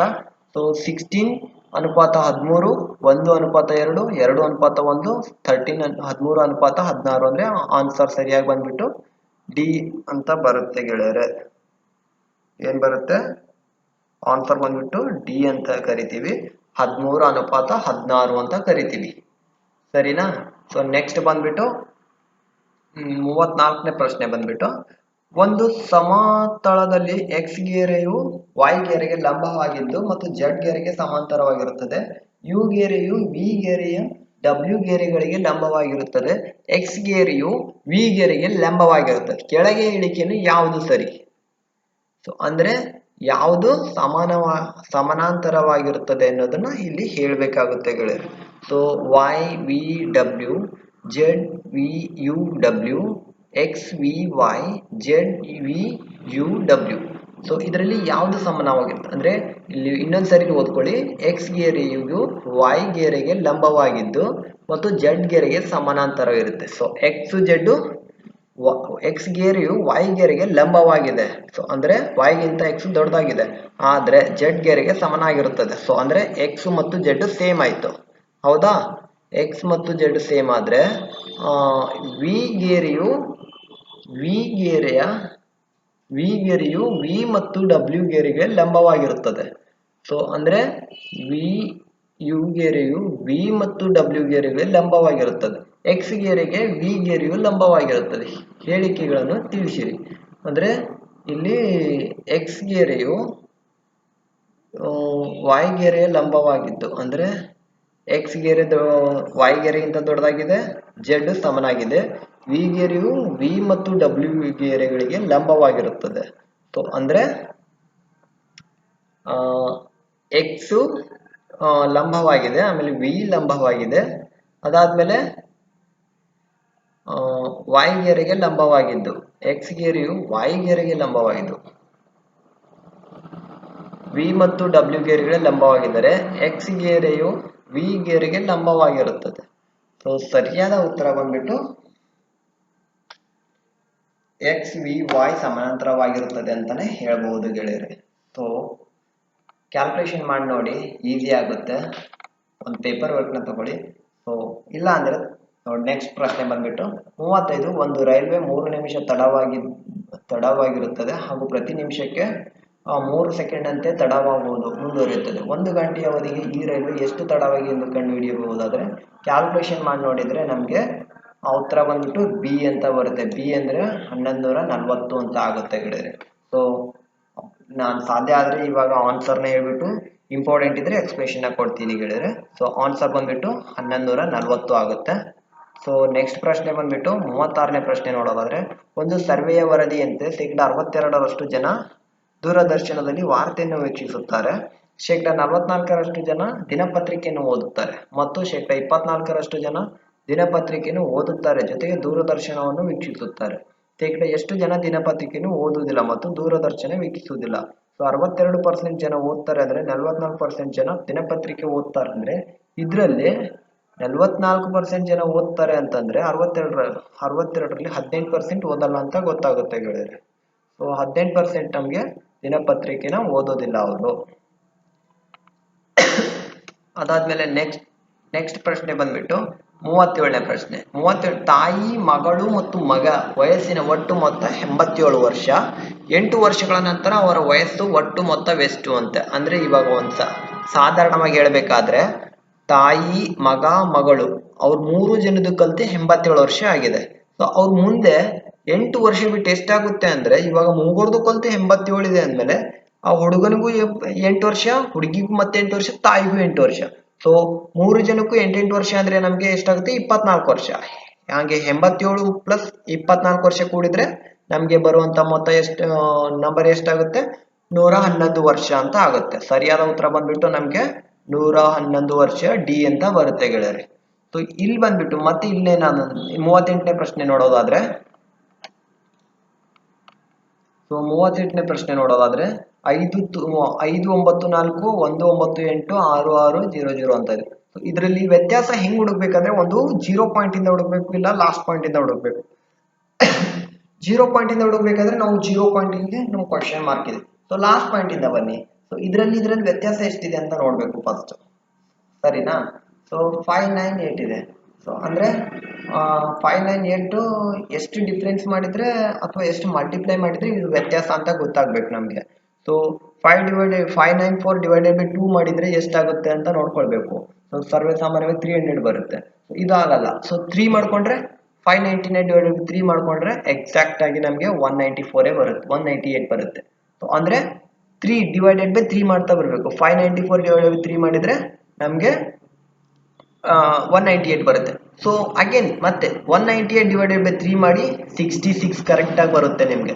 ಸೊ 66 ಅಲ್ಲಿ ಡಿವೈಡೆಡ್ ವಿತ್ 3 ಮಾಡಿ ಆನ್ಸರ್ ನಿಮಗೆ ಎಕ್ಸಾಕ್ಟ್ ಆಗಿ ಗೊತ್ತಾಗುತ್ತೆ ಎಷ್ಟು ಬರುತ್ತೆ ಅಂತ 22 ಬರುತ್ತೆ ಗೆಳೆಯರೆ. ಸೊ ಆನ್ಸರ್ ಬಂದ್ಬಿಟ್ಟು 22 ಅಂತ ಕರೆಕ್ಟ್ ಆಗಿ ಆನ್ಸರ್ ಇರುತ್ತೆ. ಸೊ ಕ್ಯಾಲ್ಕುಲೇಷನ್ ಮಾಡಿ ನೋಡಿ ಬೇಕಾದ್ರೆ ನೀವು. ಅದಾದ್ಮೇಲೆ 39ನೇ ಪ್ರಶ್ನೆ ಬಂದ್ಬಿಟ್ಟು 99, 82, 18, 11. ಸೊ ಮುಂದೆ ಬರುವಂತ ಸಂಖ್ಯೆ ಯಾವ್ದಪ್ಪ ಅಂತ ಅಂದ್ರೆ ಇದರಲ್ಲಿ ಬರುವಂತದ್ದು ಇವಾಗ 5 ಅಂತ ಇದೆ ಆನ್ಸರ್. ಇದೇನಪ್ಪಾ ಅಂತಂದ್ರೆ ಇಲ್ಲಿ ಡಿಸೆಂಡಿಂಗ್ ಟು ಡಿಸೆಂಡಿಂಗ್ ಅಂತ ಕರೀತಾರೆ. ಸೊ ಅದಾದ್ಮೇಲೆ ಇನ್ಕ್ರೀಸ್ ಬೈ 1 ಡಿಕ್ರೀಸ್ ಬೈ 1 ಅಂತ ಇರ್ತಾರೆ. ಸೊ ಅದನ್ನ ನೀವು ಮ್ಯಾಥಮೆಟಿಕಲಿ ಸ್ವಲ್ಪ ಮೆಂಟಲಿಬಿಟಿ ಪ್ರಶ್ನೆಗಳನ್ನ ಫೋಕಸ್ ಮಾಡಿದ್ರೆ ಗೊತ್ತಾಗುತ್ತೆ. ಆನ್ಸರ್ ಬಂದ್ಬಿಟ್ಟು ಇಲ್ಲಿ ಬಿ 5 ಅಂತ ಬರುತ್ತೆ ಗೆಳೆಯರೆ. ಸೊ ನೆಕ್ಸ್ಟ್ ಪ್ರಶ್ನೆ ನೋಡೋದಾದ್ರೆ ನಾವು 40ನೇ ಪ್ರಶ್ನೆ. ಕ್ವಾಡ್ ಮತ್ತು I2 V2 ಎರಡು ರಾಷ್ಟ್ರಗಳು ಗುಂಪುಗಳು ಸಮಾನವಾಗಿರುವ ದೇಶಗಳು ಅಂದ್ರೆ QAD ಮತ್ತು I2 V2 ಎರಡು ದೇಶ ಸಮಾನವಾಗಿದ್ದು ನಮ್ಮ ಭಾರತ ಮತ್ತು ಅಮೆರಿಕ ದೇಶ ಅಂತಾನೆ ಹೇಳ್ತಾರೆ ಗೆಳೆಯರೆ. ಸರಿಯಾದ ಉತ್ತರ ಬಿ ಭಾರತ ಮತ್ತು ಅಮೆರಿಕ. ನೆಕ್ಸ್ಟ್ ಪ್ರಶ್ನೆ ಬಂದ್ಬಿಟ್ಟು ಭಾರತದಲ್ಲಿ ಜನಸಂಖ್ಯಾ ಸಾಂದ್ರತೆ ಎಷ್ಟಿದೆ ಅಂತ ನೋಡೋದಾದ್ರೆ ಸಾಮಾನ್ಯವಾಗಿ ನಮಗೆ 1 ಕಿಲೋಮೀಟರ್ಗೆ 473.4 ಕಿಲೋಮೀಟರ್ ಸಿಗುತ್ತೆ ಗೆಳೆಯರೆ. ಸೊ ಉತ್ತರ ಬಂದ್ಬಿಟ್ಟು ಬಿ ಅಂತ ಹೇಳ್ತೀವಿ. ಸೊ ಉತ್ತರ 473.4 ಜನರು ಅಂತ ಹೇಳ್ತೀವಿ. ಸೊ ಇದಾದ್ಮೇಲೆ ನೆಕ್ಸ್ಟ್ 42ನೇ ಪ್ರಶ್ನೆ ಬಂದ್ಬಿಟ್ಟು ಸಿನ್ಸೋ ಅಂಬೆ ಅವರ ಜಪಾನ್ ದೇಶಕ್ಕೆ ಎಷ್ಟು ಅವಧಿಗೆ ಪ್ರಧಾನಿಯಾಗಿದ್ದರು ಅಂತ ನೋಡೋದಾದ್ರೆ 2 ವರ್ಷ ಅವರು ಪ್ರಧಾನಿಯಾಗಿದ್ರು ಅಂತ ಹೇಳ್ತಾರೆ. ಉತ್ತರ ಬಂದ್ಬಿಟ್ಟು ಸಿ ಅಂತ ಕರೀತಾರೆ. ಸೊ ಅದಾದ್ಮೇಲೆ ಪ್ರಶ್ನೆ ಬಂದ್ಬಿಟ್ಟು 43ನೇ ಪ್ರಶ್ನೆ ಬಂದ್ಬಿಟ್ಟು ಸೆಪೆಂಥೆಸಿಸ್ ಜಾತಿಯ ಮಾಂಸಾಹಾರಿ ಸಸ್ಯಗಳು ಮತ್ತು ಪೋಷಕಾಂಶದ ಕೊರತೆಯನ್ನು ಪೂರೈಸುವುದು ಜೈವಿಕ ಬಲೆಗಳು ಕಾರ್ಯನಿರ್ವಹಿಸುವ ಎಲೆ ವಿಕಸಿತ ಹೂಜೀವಿಗಳ ಮೂಲಕ ಕೀಟಗಳನ್ನು ಸೆರೆ ಹಿಡಿಯುವುದು. ಮಾಂಸಾಹಾರಿ ಸಸ್ಯಗಳು ಬೇಟೆಯನ್ನು ಸೆಳೆಯಲು ಮತ್ತು ಸೆರೆ ಹಿಡಿಯಲು ಮರಕಂದ ವಾಸನೆ ಬಣ್ಣ ಮತ್ತು ನೆರಳಾಂತಿಯ ಫ್ಲೋರೋಸೆನ್ಸ್ ನಂತರ ವಿವಿಧ ತಂತ್ರಗಳನ್ನು ಬಳಸಿಕೊಳ್ಳುತ್ತದೆ ಎಂದು ತಿಳಿದು ಬಂದಿದೆ. ಮೇಲಿನ ಹೇಳಿಕೆ ಯಾವುದು ಸರಿ ಅಂತ ಕೇಳ್ತಾರೆ. ಇದರಲ್ಲಿ 1 ಮತ್ತು 2 ಸರಿಯಾಗಿದೆ ಅಂತ ಹೇಳ್ತಾರೆ ಗೆಳೆಯರೆ. ಸೊ ಸರಿಯಾದ ಉತ್ತರ ಬಂದ್ಬಿಟ್ಟು ಡಿ ಅಂತ ಹೇಳ್ತಾರೆ. 44ನೇ ಪ್ರಶ್ನೆ. ಸೊ ಇದರಲ್ಲಿ ಕ್ರಿಟೇಷಿಯನ್, ಕ್ಯಾಂಟ್ರಿಬಿಯನ್, ಮಿಸೋಫಿಯನ್, ಹೋಮಿಸಿನ್ ಅಂತ ಕರೀತಾರೆ. ಕ್ರಿಟೇಷಿಯನ್ ಅನ್ನೋದು ಒಂದು ಯುಗ ಇತ್ತು. ಆ ಟೈಮಲ್ಲಿ ನಮಗೆ ಸೊ ಏನಪ್ಪಾ ಅಂತಂದ್ರೆ ಆ ಟೈಮಲ್ಲಿ ನಮಗೆ ಡೈನೋಸರ್ ಕಾಲ ಅಂತ ಕರಿತೀವಿ ನಾವು. ಕ್ರಿಟೇಷಿಯನ್ಸ್ ಅಂದ್ರೆ ಆ ಟೈಮಲ್ಲಿ ಡೈನೋಸರ್ನ ಕಾಲ ಅಂತ ಕರಿತೀವಿ. ಕ್ಯಾಂಬ್ರಿಯನ್ ಅಂತ ಹೇಳಬೇಕಾದ್ರೆ ನಮಗೆ ಆವಾಗ ಪ್ರಥಮ ಮೀನು ಅಂತ ಹುಟ್ಕೊಂಡಿರುತ್ತೆ. ಸೊ ನಾವು ಭೂಮಿಯಲ್ಲಿ ಫಸ್ಟ್ ನೋಡಿರುವಂತ ಮೀನು ಅಂದ್ರೆ ಕ್ಯಾಂಬ್ರಿಯನ್ ಮೀನು ಅಂತ ಹೇಳ್ತೀವಿ. ಅದನ್ನ ನಾವು ಪ್ರಥಮ ಮೀನು ಅಂತ ಕರಿತೀವಿ. ಮಿಸೋಜೋಯಿಕ್ ಅಂತ ಮೂರನೇದು ನಾವು ನೋಡೋದಾದ್ರೆ ಆವಾಗ ನಾವು ಪ್ರಥಮ ಪಕ್ಷಿ ಅಂತ ಕರಿತೀವಿ. ಸೊ ಅದಾದ್ಮೇಲೆ ಹೊಲೋಸಿಸ್ ಅಂತ ಅಂದ್ರೆ ನಾವು ಆಧುನಿಕ ಮಾನವನ್ನ ಅದನ್ನ ಹೆಸರು ಕೊಡ್ತೀವಿ ಗೆಳೆಯರೆ. ಸೊ ಉತ್ತರ ಬಂದ್ಬಿಟ್ಟು PQRS ಗೆ ಉತ್ತರ ಬಂದ್ಬಿಟ್ಟು 4123 ಅಂತ ಮೊದಲನೇ ಉತ್ತರ ಆಗಿರುತ್ತೆ ಗೆಳೆಯರೆ. ಸೊ ನೆಕ್ಸ್ಟ್ ಒಂದು ಬಂದ್ಬಿಟ್ಟು ನಕ್ಷತ್ರ ಒಂದು ಮಿನುಗುತ್ತಿರುವುದು ಈ ಕಾರಣದಿಂದ ಅಂತ ಹೇಳ್ತಾರೆ. ಅಂದ್ರೆ ನಕ್ಷತ್ರಗಳು ವಿಧಗಳ ಪ್ರಕ್ರಿಯೆಯಿಂದ ಮಿನುಗುತ್ತಾ, ವಾಯುಮಂಡಲದಲ್ಲಿ ನಕ್ಷತ್ರಗಳ ಬೆಳಕಿನ ವಕ್ರೀಭವನದಿಂದ ಬೆಳಗುತ್ತಾ, ಸೂರ್ಯನ ಬೆಳಕು ನಕ್ಷತ್ರಗಳಿಂದ ಪ್ರತಿಫಲಗೊಳ್ಳುವುದರಿಂದ ಬೆಳಗುತ್ತಾ, ವಾಯುಮಂಡಲದಲ್ಲಿ ಒಟ್ಟಾರೆ ಆಂತರಿಕ ಪ್ರತಿಫಲದಿಂದ ಬೆಳಗುತ್ತಾ ಅಂತ ಹೇಳ್ತಾರೆ. ಉತ್ತರ ಬಂದ್ಬಿಟ್ಟು ವಾಯುಮಂಡಲದಲ್ಲಿ ನಕ್ಷತ್ರವು ಬೆಳಕಿನ ವಕ್ರೀಭವನದಿಂದ ಬೆಳಗುತ್ತೆ ಅಂತ ಹೇಳ್ತಾರೆ ಗೆಳೆಯರೆ. ಸೊ ನೆಕ್ಸ್ಟ್ ಒಂದು ಬಂದ್ಬಿಟ್ಟು 46ನೇ ಪ್ರಶ್ನೆ ಬಂದ್ಬಿಟ್ಟು ಏನಪ್ಪಾ ಅಂತಂದ್ರೆ ಕೀಟನಾಶಕಗಳಾಗಿ ಬಳಸುವ ರಾಸಾಯನಿಕಗಳು ಕೊಳೆಯುವಂತಹವುಗಳಲ್ಲ. ಇವುಗಳು ಕ್ರಮೇಣ ಪ್ರತಿ ಟ್ರೋಪಿಕ್ ಹಂತದಲ್ಲಿ ಸಂಚಯಿಸುತ್ತವೆ. ಮಾನವನು ತನ್ನ ಆಹಾರ ಸರಪಳಿಯಲ್ಲಿ ಮೇಲ್ಭಾಗವನ್ನು ಆಕ್ರಮಿಸುತ್ತದೆ. ಗರಿಷ್ಠ ಪ್ರಮಾಣದಲ್ಲಿ ಕೇಂದ್ರೀಕರಣವಾಗಿರುವ ಈ ರಾಸಾಯನಿಕಗಳು ನಮ್ಮ ಶರೀರದಲ್ಲಿ ಸಂಚರಿಸಲ್ಪಡುತ್ತವೆ. ಈ ವಿದ್ಯಮಾನವನ್ನು ಹೀಗೆ ಕರೆಯಲಾಗುತ್ತದೆ. ಏನಪ್ಪಾ ಅಂದ್ರೆ ಜೈವಿಕ ವರ್ಧನೆ ಅಂತ ಕರಿತೀವಿ ನಾವು ರಿಯಲ್ ಆಗಿ ಹೇಳ್ಬೇಕಾದ್ರೆ. ಸೊ ಇದರಲ್ಲಿ ಜೈವಿಕ ವರ್ಧನೆ ಅಂತ ಕರಿತೀವಿ ನಾವು.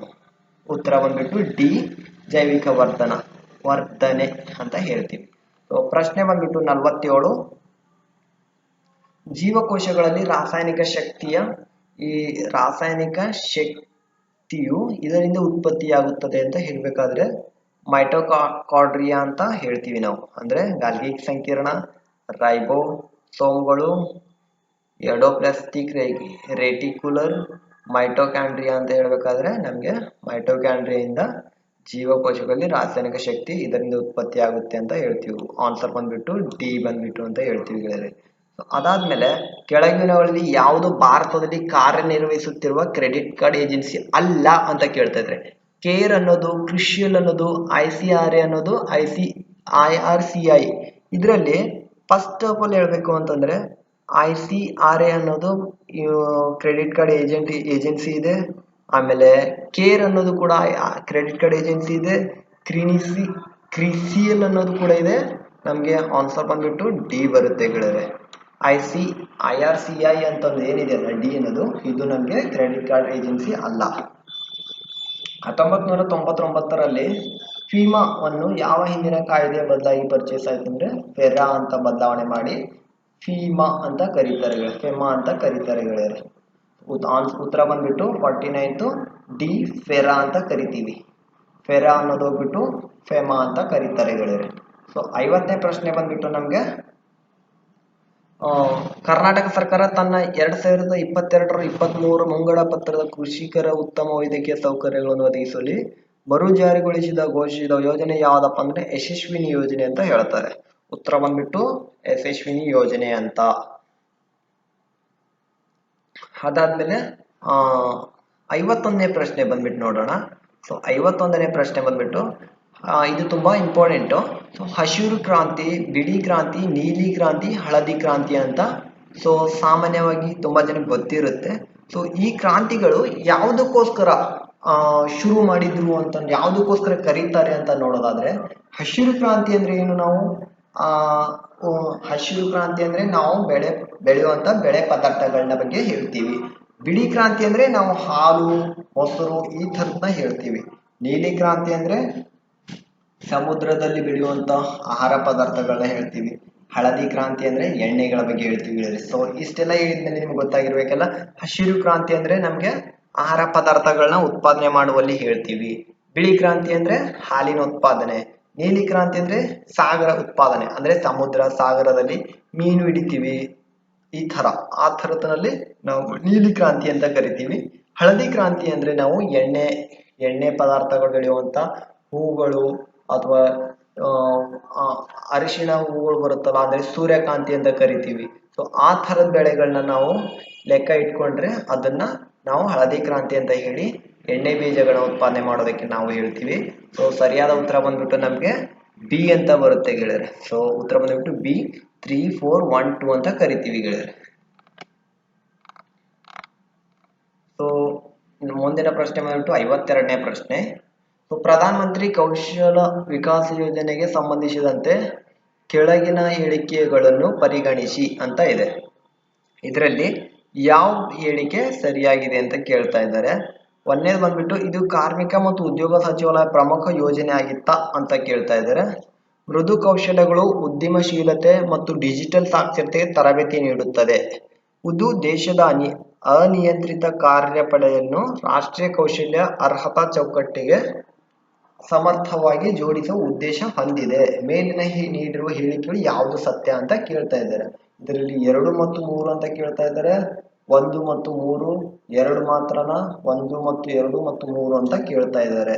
ಸೊ ಆನ್ಸರ್ ಬಂದ್ಬಿಟ್ಟು ನಮ್ಗೆ ನಿಜವಾಗ್ಲೂ 2 ಮತ್ತು 3 ಮಾತ್ರ ಆಗಿರುತ್ತೆ. ಸೊ ಇದು ಕಾರ್ಮಿಕ ಉದ್ಯೋಗ ಸಚಿವಾಲಯದಿಂದ ಪ್ರಮುಖ ಯೋಜನೆ ಆಗಿರಲ್ಲ ಗೆಳೆಯರೆ. ಇದು ಡಿಜಿಟಲ್ ಸಾಕ್ಷರತೆಗೆ ತರಬೇತಿ ನೀಡುತ್ತದೆ, ಹಾಗೆ ಜನಕ್ಕೆ ಉದ್ದೇಶಪೂರ್ವಕವಾಗಿ ಇದು ಸೌಲಭ್ಯನ ಸಿಗುವಂಗೆ ಮಾಡ್ತಾರೆ ಗೆಳೆಯರೆ. ನೆಕ್ಸ್ಟ್ ಪ್ರಶ್ನೆ ಬಂದ್ಬಿಟ್ಟು 53ನೇ ಪ್ರಶ್ನೆ ಬಂದ್ಬಿಟ್ಟು 2021ನೇ ವರ್ಷದಲ್ಲಿ ಭಾರತ ಆಮದುಗಳು ಅತಿ ದೊಡ್ಡ ಪಾಲು ಬರುವುದು ಯಾವುದು ಅಂತ ಅಂದ್ರೆ ನಮ್ಗೆ ಚೀನಾದಿಂದ ಬಂದಿರುವಂತದ್ದು ಗೆಳೆಯರೆ. ಸೊ ಉತ್ತರ ಬಂದ್ಬಿಟ್ಟು ಸಿ, ಚೀನಾ ಅಂತಾನೆ ಕರಿತೀವಿ. 54ನೇ ಪ್ರಶ್ನೆ ಬಂದ್ಬಿಟ್ಟು ಕರ್ನಾಟಕದಲ್ಲಿ ಅತಿ ಪ್ರಾಚೀನವಾದ ಕಲ್ಲಿನ ಕೊಡಲಿಯನ್ನು ಕಂಡುಹಿಡಿದ ಪುರಾತತ್ವ ಶಾಸ್ತ್ರಜ್ಞ ಅಂದ್ರೆ ನಾವು ರಾಬರ್ಟ್ ಬ್ರೂಸ್ ಫೂಟ್ ಅಂತಾನೆ ಕರಿತೀವಿ ಗೆಳೆಯರೆ. ಯಾರನ್ನ ಕರಿತೀವಿ? ರಾಬರ್ಟ್ ಬ್ರೂಸ್ ಫೂಟ್ ಅಂತಾನೆ ಕರಿತೀವಿ. ಉತ್ತರ ಬಂದ್ಬಿಟ್ಟು ಬಿ. ಆಮೇಲೆ 55ನೇ ಪ್ರಶ್ನೆ ಬಂದ್ಬಿಟ್ಟು ಏನಪ್ಪಾ ಅಂದ್ರೆ ವಿಹಾರಗಳನ್ನು ಕುರಿತಂತ ಕೆಳಗಿನ ಹೇಳಿಕೆಗಳನ್ನು ಪರಿಶೀಲಿಸಿ ಅಂತ ಇದೆ.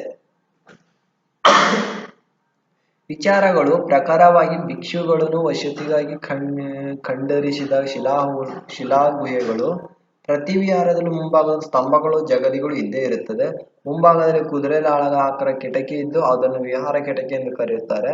ಖಾರವೇಲದ ಕಾಲದಲ್ಲಿ ಜೈನ ವಿಹಾರಗಳನ್ನು ರಾಣಿ ಗುಪದಲ್ಲಿ ಕೊರೆಯಲಾಯಿತು. ಏನಪ್ಪಾ ಅಂದ್ರೆ ವಿಹಾರಗಳ ಕುರಿತಂತೆ ಕೆಳಗಿನ ಅಂದ್ರೆ ಒಂದು ಮನೆ ಕಟ್ತೀವಿ, ಮನೆ ಮುಂದೆ ಒಂದು ಜಗ್ಲಿನ ಕಟ್ತೀವಿ. ಆ ಜಗ್ಲಿ ಏನಕ್ಕೆ ಕಟ್ತೀವಿ ಅಂತ ನೋಡೋದಾದ್ರೆ, ಮೊದಲನೇದಾಗಿ ಖಾರವೇಲದ ಕಾಲದಲ್ಲಿ ಜೈನ ವಿಹಾರಗಳು ರಾಣಿ ಗುಪ್ಪದಲ್ಲಿ ಕೊರೆಯಲಾಯಿತು. ಅಂದ್ರೆ ಮೊದಲನೇ ಬಾರಿಗೆ ರಾಣಿ ಮನೆಯಲ್ಲಿ ಕೊರೆಯಲಾಯಿತು. ಅದಾದ್ಮೇಲೆ ಎರಡನೇದಾಗಿ ಮನೆಗೆ ಬರುವಂತ ಭಿಕ್ಷುಕರೇ ಆಗ್ಲಿ, ಸಾಮಾನ್ಯ ಜನರೇ ಆಗ್ಲಿ, ಮನೆ ಒಳಗಡೆ ಬರೋಕ್ಕೂ ಮೊದಲು ಆ ಕಟ್ಟೆ ಮೇಲೆ ಕೂತ್ಕೊಂಡು ಸ್ವಲ್ಪ ಸಮಯದ ನಂತರ ರೆಸ್ಟ್ ತಗೊಳ್ಳಿ, ಅಂದ್ರೆ ಅವರು ದಣಿದ್ ಬಂದಿರ್ತಾರೆ, ಕೂತ್ಕೊಳ್ಳಿ ಅಂತ ಹೇಳೋದಕ್ಕೆ ಅದನ್ನ ಮಾಡಿರ್ತಾರೆ ಅಂತ ಹೇಳ್ತಾರೆ. ಅದರ ಜೊತೆಗೆ ಮುಂಭಾಗದಲ್ಲಿ ಸ್ತಂಭಗಳು ಜಗಲಿ ಇದೆ ಅಂತಾನು ಹೇಳ್ತಾರೆ ಗೆಳೆಯರೆ. ಅಂದ್ರೆ ಕಂಬಗಳಿಂದ ಜಗಲಿನ ಕಟ್ಟಿರ್ತಾರೆ ಅಂತಾನು ಹೇಳ್ತಾರೆ. ಸರಿಯಾದ ಉತ್ತರ ಬಂದ್ಬಿಟ್ಟು 1, 2 ಮತ್ತೆ 4 ಅಂತ ಇರುತ್ತೆ ಗೆಳೆಯರೆ. ಮುಂಭಾಗದಲ್ಲಿ ಕುದುರೆ ಲಾಳ ಅನ್ನೋದು ಅಲ್ಲ ಗೆಳೆಯರೆ. ನೆಕ್ಸ್ಟ್ ಪ್ರಶ್ನೆ ಬಂದ್ಬಿಟ್ಟು ನಮ್ಗೆ 56ನೇ ಪ್ರಶ್ನೆ. 56ನೇ ಪ್ರಶ್ನೆ ಪಟ್ಟಿ 1 ಮತ್ತು 2 ಕಂಪೇರ್ ಮಾಡಿ ನೋಡಿದ್ರೆ, ಗಂಗರು, ಕದಂಬರು, ರಾಷ್ಟ್ರಕೂಟರು, ಹೊಯ್ಸಳರು. ಯಾರು ವಂಶದವರು ಅಂತ ನೋಡೋದಾದ್ರೆ, ಗಂಗರು ಮೊದಲು ಬಂದಿದ್ದು ನೋಡಿದ್ದಾದ್ರೆ ಅವ್ರು ಗಂಗರಲ್ಲಿ ಯಾರು ಅಂತ ನೋಡೋದಾದ್ರೆ, ಸಾಮಾನ್ಯವಾಗಿ ಗಂಗರು ಅಂತ ಯಾರು ಗೊತ್ತಾದ್ರೆ ಕದಂಬರು, ರಾಷ್ಟ್ರಕೂಟರು, ಹೊಯ್ಸಳರು. ಇದ್ರಲ್ಲಿ 2 ಅಥವಾ 3 ಜನಕ್ಕೆ ಗೊತ್ತಾದ್ರೆ ಮಿಕ್ಕಿದ 3 ಜನಕ್ಕೆ ಗೊತ್ತೆ. ಕದಂಬರಿಗೆ ಸಾಮಾನ್ಯವಾಗಿ ಗೊತ್ತಿರುತ್ತೆ. ಯಾರಪ್ಪ ಅಂದ್ರೆ ಕದಂಬರಿ ಯಾರಪ್ಪ, ಕದಂಬರ ವಂಶನ ಮುಂದೆ ಬೆಳೆಸಿದವ್ರು ಯಾರು, ಮಯೂರ ವರ್ಮ ಬೆಳೆಸಿರ್ತಾನೆ. ಆಮೇಲೆ ಸ್ಥಳ ಅನ್ನೋ ಒಬ್ರು ಯಾರು ಇರ್ತಾರೆ, ಹೊಯ್ಸಳ ಒಂದು ಕುಟುಂಬದವರು ಇರ್ತಾರೆ. ಅದಾದ್ಮೇಲೆ ಇವಾಗ ಕೊಂಗಣಿ ವರ್ಮ ಮತ್ತು ರಾಷ್ಟ್ರಕೂಟರು. ಇದನ್ನ ಮಾತ್ರ ಉಳಿತಾ ಇದೆ, ಹೌದಾ. ರಾಷ್ಟ್ರಕೂಟರು ಮತ್ತೆ ಗಂಗರು ಇವರೇ ಒಬ್ಬರೇ ಉಳಿತಾ ಇದ್ದಾರೆ.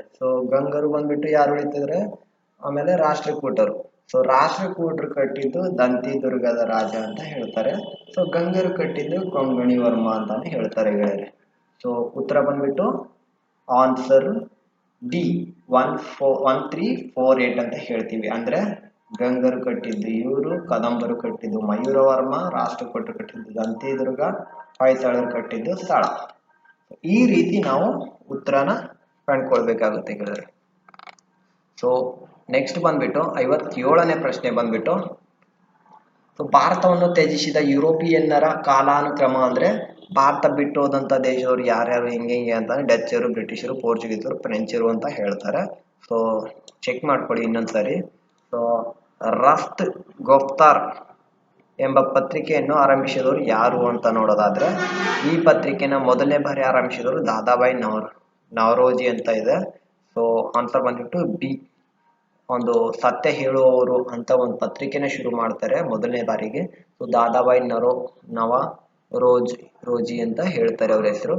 ಅದಾದ್ಮೇಲೆ 59ನೇ ಪ್ರಶ್ನೆ ಬಂದ್ಬಿಟ್ಟು, ಸಂಘ ಸಂಸ್ಥೆಗಳ ರಚಿಸಿಕೊಳ್ಳುವ ಸ್ವಾತಂತ್ರ್ಯವನ್ನು ಯಾವ ಕಾರಣ ನೀಡಿ ನಿರಾಕರಿಸುವಂತಿಲ್ಲ ಅಂದ್ರೆ ಸಾರ್ವಜನಿಕ ವ್ಯವಸ್ಥೆಗೋಸ್ಕರ ನಿರಾಕರಿಸುವಂತಿಲ್ಲ ಅಂತ ಹೇಳ್ತಾರೆ. ಇದು ಸಾಮಾನ್ಯವಾಗಿ ಎಲ್ರಿಗೂ ಗೊತ್ತಿರುವಂತ ಪ್ರಶ್ನೆ. ಅದಾದ್ಮೇಲೆ ಭಾರತದಲ್ಲಿ ಚುನಾವಣಾ ಆಯೋಗ ಮುಖ್ಯಸ್ಥರು ಯಾರು ನೇಮಕ ಮಾಡುತ್ತಾರೆ, ಚುನಾವಣಾ ಆಯೋಗ ಮುಖ್ಯಸ್ಥರನ್ನ ಯಾರನ್ನ ಮಾಡ್ತಾರೆಪ್ಪ ಅಂತಂದ್ರೆ ಸಾಮಾನ್ಯವಾಗಿ ಇಲ್ಲಿ ನಮ್ಮಲ್ಲಿ ಭಾರತದಲ್ಲಿ ರಾಷ್ಟ್ರಪತಿಗಳಿಗೆ ಅತಿ ಹೆಚ್ಚು ಮಹತ್ವ ಕೊಡೋದಾಗುತ್ತೆ. ಉತ್ತರಗಳು ಕೂಡ ರಾಷ್ಟ್ರಪತಿ ಅಂತಾನೆ ಹೇಳ್ಬಹುದು ಗೆಳೆಯರೆ. ನೆಕ್ಸ್ಟ್ ಪ್ರಶ್ನೆ ಬಂದ್ಬಿಟ್ಟು 61ನೇ ಪ್ರಶ್ನೆ. ಇವಾಗ ಸಾಮಾನ್ಯ ಜ್ಞಾನ ಮತ್ತು ಮಾನಸಿಕ ಸಾಮರ್ಥ್ಯ ಮುಂದಾದ್ಮೇಲೆ ಜನರಲ್ ಇಂಗ್ಲಿಷ್ ಅಂತ ಕೇಳ್ತಾರೆ ಗೆಳೆಯರೆ. ಜನರಲ್ ಇಂಗ್ಲಿಷ್ ಎಷ್ಟು ಸಾಧ್ಯ ಆಗುತ್ತೋ ಅಷ್ಟು ಕೇರ್ಫುಲ್ ಆಗಿ ನೀವು ಫಿಲ್ ಮಾಡಿರ್ಬೇಕು. ಯಾಕಂದ್ರೆ ಗ್ರಾಮ್ಯಾಟಿಕಲಿ ಕೇಳಿರ್ತಾರೆ, ಚೂರ್ ಮಿಸ್ಟೇಕ್ ಆದ್ರೂ ಪ್ರಾಬ್ಲಮ್ಸ್ ಬಂದ್ಬಿಡುತ್ತೆ. ಬನ್ನಿ ನೋಡೋಣ. ಜನರಲಿ ಏನಪ್ಪಾ ಅಂದ್ರೆ ಫಸ್ಟ್ 61 ಕ್ವಶನ್ ಅಂದ್ರೆ 61ನೇ ಪ್ರಶ್ನೆ, on official letter demands the use of dash language ಅಂತ ಕೇಳ್ತಾರೆ.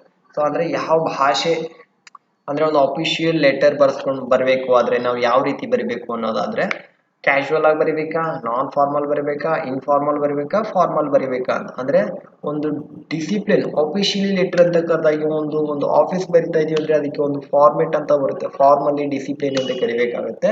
ನಮ್ಗೆ ಉತ್ತರ ಬಂದ್ಬಿಟ್ಟು ಆನ್ಸರ್ ಬಂದ್ಬಿಟ್ಟು ಡಿ, ಫಾರ್ಮಲ್ ಅಂತ ಹೇಳ್ತೀವಿ. ಚೂಸ್ ಗ್ರಾಮ್ಯಾಟಿಕಲಿ ಕರೆಕ್ಟ್ ಆನ್ಸರ್ ಅಂತಂದ್ರೆ ಸರಳ don't know the rules of company ಅಂತ ಹೇಳ್ತೀವಿ. ಅಂದ್ರೆ ಸರಳ ಡೋಂಟ್ ನೋ ಸರಳ ಡಸ್ ನಾಟ್ ನೋ ಅಂದ್ರೆ ಅವಳು ಸರಳ ಅನ್ನೋದು ಹಿ ಶಿ ಇಟ್ ಅಂತ ಕರಿಬೇಕಾದ್ರೆ ನಾವು ಸಿಂಗ್ಯುಲರ್ ಆಗಿ ಹೇಳ್ಬೇಕಾದ್ರೆ ಡೂ ಅಂತಾನೆ ಹಚ್ತೀವಿ ಡಸ್ ಅಂತ ಹಚ್ಚಲ್ಲ ಗೆಳೆಯರೆ. ಸೊ ಸಿಂಗ್ಯುಲರ್ ಇದ್ರೆ ನಾವು ಹಿ ಶಿ ಇಟ್ ಇದ್ರೆ ನಾವು ಡೂ ಅಂತಾನೆ ಹಚ್ಬೇಕಾಗುತ್ತೆ. ಸೊ ಡಸ್ ಅನ್ನೋದು ಕ್ಯಾನ್ಸಲ್ ಆದ್ರೆ ಸರಳ not know the rule of company ಇದು ಮೀನ್ಸ್ ಗ್ರಾಮೆಟಿಕಲಿ ಸರಿಯಾಗಲ್ಲ. ಸೊ ಉತ್ತರ ಬಂದ್ಬಿಟ್ಟು ಬಿ ಅಂತ ಆಗುತ್ತೆ. ಸೊ ನೆಕ್ಸ್ಟ್ ಪ್ರಶ್ನೆ ಬಂದ್ಬಿಟ್ಟು 63. In the beginning of the sentence the word could would may is used for ಅಂತ ಕೇಳ್ತಾರೆ. ಸೊ ಅಂದ್ರೆ ಮೊದಲನೇದಾಗಿ ನಾವು ಇಂಗ್ಲಿಷ್ನಲ್ಲಿ ಮಾತಾಡ್ಬೇಕಾದ್ರೆ ಮಾತಾಡೋ ಪ್ರತಿ ಸರಿನೂ ಕುಡ್ ವುಡ್ ಮೇ ಅಂತ ಯೂಸ್ ಮಾಡಬೇಕಾದ್ರೆ ನಾವು ಯಾವುದಕ್ಕೋಸ್ಕರ ಬಳಸ್ತೀವಿ ಅಂತ ಎಕ್ಸ್ಪ್ರೆಸ್ಸಿಂಗ್ ಆನ್ ಅಪಾಲಜಿ ಏನಾದ್ರು ತಪ್ಪಾಗಿದೆ ಅಂತ ಕೇಳಬೇಕಾದ್ರೆ ಬಳಸ್ತೀವಾ? ಇಲ್ಲ. ಅಸರ್ಟಿಂಗ್ ಆನ್ ಒನ್ ಸೆಲ್ಫ್ ಅಂತ ಕೇಳ್ತಾನೆ ಅದು ಅಲ್ಲ. Rejection on offer. ಸೊ ಯಾರಾದ್ರೂ ಏನಾದ್ರು ಫೇವರ್ ಮಾಡ್ತಾ ಇದಾರೆ ಹೆಲ್ಪ್ ಮಾಡ್ತಾ ಇದಾರೆ ಅಥವಾ ಆಫರ್ ಕೊಡ್ತಾ ಇದಾರೆ ಅಂದ್ರೆ ನೀನು ಅವಾಗ ರಿಜೆಕ್ಟ್ ಮಾಡ್ಬೇಕಾದ್ರೆ ಇಲ್ಲ. ಸೊ ಕೊನೆಯದಾಗಿ ಮೇಕಿಂಗ್ ಎ ರಿಕ್ವೆಸ್ಟ್. ಸೊ ನೀನ್ ಯಾರಿಗಾದ್ರೆ ಸಹಾಯ ಕೇಳ್ತಾ ಇದ್ರೆ ಕುಡ್ ಅಂತ ಹೇಳ್ತೀಯ ವುಡ್ ಅಂತ ಹೇಳ್ತೀಯ ಮೇ ಅಂತ ಹೇಳ್ಬೇಕಾಗತ್ತೆ ಗೆಳೆಯರೆ. ಉತ್ತರ ಬಂದ್ಬಿಟ್ಟು 63 ಡಿ ಅಂತ ಆಗುತ್ತೆ. So since Rahul dash movie he did not accompany his friend to cinema. So ಉತ್ತರ ಬಂದ್ಬಿಟ್ಟು ಹ್ಯಾಡ್ ವಾಚ್ಡ್ ಅಂತ ಬರುತ್ತೆ. Since Rahul had watch the movie he did not accompany his friends to the cinema. Rahul cinema ನೋಡ್ದ ಅಂತ ಹೇಳ್ಬೋದು. So ಮತ್ತೆ he did not accompany his friend to the cinema ಅಂದ್ರೆ ಅವನ ಫ್ರೆಂಡ್ಗೆ ರಾಹುಲ್ ಕರ್ಕೊಂಡು ಹೋಗಿಲ್ಲ ಅಂತ ಅರ್ಥ ಆಗುತ್ತೆ ಗೆಳೆಯರೆ. ಸೊ ಅದಾದ್ಮೇಲೆ 65 they won't catch the burglars ಅಂದ್ರೆ ವಿಲ್ ದೇ ಅವನು ತಗೊಳ್ಳಿಲ್ಲ ಬಟ್ ತಗೊಳ್ತಾನೆ ಅಂತ ಹೇಳ್ಬೋದು. They won't catch the burglars will they ಅವರು ತಗೊಳ್ಳಿಲ್ಲ ಬಟ್ ತಗೊಳ್ತಾರೆ ಅಂತ ಹೇಳೋದಕ್ಕೋಸ್ಕರ ಡಿ ಆನ್ಸರ್ ಬಂದ್ಬಿಟ್ಟು ವಿಲ್ ದೇ ಅಂತ ಯೂಸ್ ಮಾಡ್ತೀವಿ ಗೆಳೆಯರೆ. ಅದಾದ್ಮೇಲೆ 66 ಪ್ರಶ್ನೆ ಬಂದ್ಬಿಟ್ಟು 66. ಸೊ ಇಲ್ಲಿ ನೋಡೋದೇನಪ್ಪಾ ಅಂದ್ರೆ ಪೀಪಲ್ ಇನ್ ಮಲ್ನಾಡ್ ಸಿಟಿ ಅಂದ್ರೆ ಮಲ್ನಾಡಲ್ಲಿ ಜನ ಸಾಮಾನ್ಯವಾಗಿ ಹೋಗ್ಬೇಕಾದ್ರೆ ಅಂಬ್ರೆಲಾ ತಗೊಂಡು ಹೋಗ್ತಾರೆ ಅಂತ ಹೇಳ್ತಾರೆ. ಆದ್ರೆ ಗ್ರಾಮ್ಯಾಟಿಕಲಿ ಅಂಬ್ರೆಲಾಗೆ ಏನ್ ಹಚ್ಬೇಕು ಅಂದ್ರೆ ಫಾರ್ ಆನ್ ದಿ ಎ ಹಚ್ಬೇಕಾಗುತ್ತೆ ಅಂತ ಕೇಳ್ತಾ ಇದ್ರೆ ಇಲ್ಲಿ ಆನ್ ಅಂತ ಹಚ್ಬೇಕಾಗುತ್ತೆ. ಆನ್ ಯಾಕಪ್ಪ ಅಂದ್ರೆ ಯು ಅಂತ ನಮ್ಗೆ ಓವಲ್ಸ್ ಬರುತ್ತೆ. ಓವಲ್ಸ್ ನಲ್ಲಿ ಸ್ವರಗಳು ಬರುತ್ತೆ. A E I O U ಅಂತ ನಾವು ಸ್ವರ ಇಂಗ್ಲಿಷ್ ನಲ್ಲಿ ಹೇಳ್ತೀವಿ. ಸೊ ಅದಕ್ಕೋಸ್ಕರ ಆನ್ ಹಚ್ಬೇಕಾಗುತ್ತೆ. ಆನ್ಸರ್ ಬಂದ್ಬಿಟ್ಟು 66 ಬಿ ಆನ್ ಅಂತ ಬರುತ್ತೆ. 67ನೇ ಪ್ರಶ್ನೆ ಬಂದ್ಬಿಟ್ಟು government work hard to build bridges with neighbouring countries. The underline word means ಅಂತ ಕೇಳ್ತಂದ್ರೆ ಇದು ಲೈನ್ ಇದೆಯಲ್ಲ ಇದು ಏನು ವಾಕ್ಯ ಆಗುತ್ತೆ ಅಂತ ಕೇಳ್ತಾ ಇದ್ದಾರೆ. ಬಿಲ್ಡ್ ಬ್ರಿಡ್ಜಸ್ ಅಂದ್ರೆ ಬ್ರಿಡ್ಜ್ ನ ಕಟ್ತಾ ಇದಾರೆ ಏನಕ್ಕಪ್ಪ ಅಂದ್ರೆ ಪ್ರಿಪೇರಿಂಗ್ ಫಾರ್ ವಾರ್ ಯುದ್ಧಕ್ಕೋಸ್ಕರ ಕಟ್ತಾ ಇದಾರ. ಇಂಪ್ರೂವ್ ರಿಲೇಷನ್ಸ್ ಸೊ ಅವ್ರ ಸಂಬಂಧ ಗಟ್ಟಿ ಮಾಡ್ಕೊಂಡು ತಗೊಳ್ತಾ ಇದಾರ. ಡಿಸ್ಟರ್ಬ್ ರಿಲೇಷನ್ಸ್ ಅವ್ರಿಗೆ ತೊಂದರೆ ಕೊಡೋಕ್ಕೋಸ್ಕರ. ಎಕ್ಸಲೆಂಟ್ ವರ್ಕ್ ಸೊ ಅವ್ರ ಜಾಣತನ ತೋರ್ಸೋದಕ್ಕ. ಇದರಲ್ಲಿ ಪಕ್ಕದ ದೇಶದ ಜೊತೆ ಒಂದು ಬ್ರಿಡ್ಜ್ ನ ಕಟ್ತಾ ಇದ್ದಾರೆ ಅಂದ್ರೆ ಇಂಪ್ರೂವ್ ರಿಲೇಷನ್ ಅಂತ ನಾವು ಹೇಳ್ತೀವಿ. 67 ಬಿ ಆನ್ಸರ್ ಇಂಪ್ರೂವ್ ರಿಲೇಷನ್ಸ್ ಅಂತ ಹೇಳ್ತೀವಿ ಗೆಳೆಯರೆ. 68 ಬಂದ್ಬಿಟ್ಟು so 68 student studying abroad earn while they learn ಅಂತ ಹೇಳ್ತೀವಿ. ಸಾಮಾನ್ಯವಾಗಿ ಅರ್ನ್ ವೈಲ್ ದೇ ಲರ್ನ್ ಅಂತ ಹೇಳ್ಬೇಕಾಗುತ್ತೆ. 68 ಸಿ ವೈಲ್ ಅಂತ ಹೇಳ್ತೀವಿ. 69 either my father or mother dash attend the parents teacher meeting this evening is going ಅಂತ ಹೇಳ್ತೀವಿ. ಸೊ ಫಾದರ್ ಆರ್ ಮದರ್ ಅಂದ್ರೆ ಒಬ್ಬರೇ ಹೋಗ್ತಾ ಇದ್ದಾರೆ ಅದಕ್ಕೋಸ್ಕರ ಈಸ್ ಗೋಯಿಂಗ್ ಅಂತ ಹೇಳ್ತೀವಿ. So my father or mother to attend the parents teacher meeting evening ಅಂದ್ರೆ ಈವ್ನಿಂಗ್ ಅಲ್ಲಿ ಹೋಗ್ತಾ ಇದ್ದಾರೆ ಈಸ್ ಗೋಯಿಂಗ್ ಅಂತ ಹೇಳ್ತಾ ಇದ್ದಾರೆ ಗೆಳೆಯರೆ. ಸೊ 61 ಆನ್ಸರ್ ಬಂದ್ಬಿಟ್ಟು ಸಿ. 69 ಆನ್ಸರ್ ಬಂತು ಸಿ. 17 ಬಂದ್ಬಿಟ್ಟು the shave police officer dash ploy the terrorist ಅಂತ ಅಂದ್ರೆ ಸಾ ಥ್ರೋ ಅಂತ ಹೇಳುತ್ತೆ. 70ನೇ ಪ್ರಶ್ನೆ ಬಂದ್ಬಿಟ್ಟು ಸಿ ಅಂತ ಆಗುತ್ತೆ ಗೆಳೆಯರೆ. 70ನೇ ಪ್ರಶ್ನೆ ಬಂದು ಸಿ ಅಂತ ಕರಿತೀವಿ. 71ನೇ ಪ್ರಶ್ನೆ ಬಂದ್ಬಿಟ್ಟು ಏನಪ್ಪಾ ಅಂದ್ರೆ add a subtitle prefix to get the opposite of the word accurate ಅಂತ. ಅಕ್ಯುರೇಟ್ಗೆ ವಿರುದ್ಧ ಪದ ಯಾವುದು ಅಂದ್ರೆ ಈಗ ಏನ್ ಹಚ್ಬೇಕು ಅಂತಂದ್ರೆ ಇನ್ಅಕ್ಯುರೇಟ್ ಅಂತ ಹಚ್ತೀವಿ ಗೆಳೆಯರೆ. ಸೊ ಉತ್ತರ ಬಂದ್ಬಿಟ್ಟು ಎ ಇನ್ಅಕ್ಯುರೇಟ್ ಅಂತ ಹೇಳ್ಬೇಕಾಗುತ್ತೆ. Ravi went to the dentist.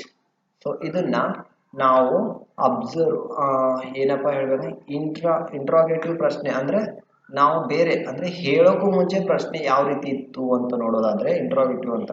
So does Ravi go to the dentist, did Ravi went to the dentist, does Ravi go to the dentist. So did Ravi go to the dentist. So ಉತ್ತರ ಬಂದ್ಬಿಟ್ಟು did Ravi go to the dentist ಅಂತ ಸರಿಯಾಗಿ sentence ಆಗುತ್ತೆ. So ಇದಾದ್ಮೇಲೆ next ಬಂದ್ಬಿಟ್ಟು 73ನೇ ಪ್ರಶ್ನೆ. 73ನೇ ಪ್ರಶ್ನೆ ಬಂದ್ಬಿಟ್ಟು add a meaningful suffix to the word radiate ಅಂತಂದ್ರೆ ION ಅಂತ ಹೇಳ್ತೀವಿ ಗೆಳೆಯರೆ.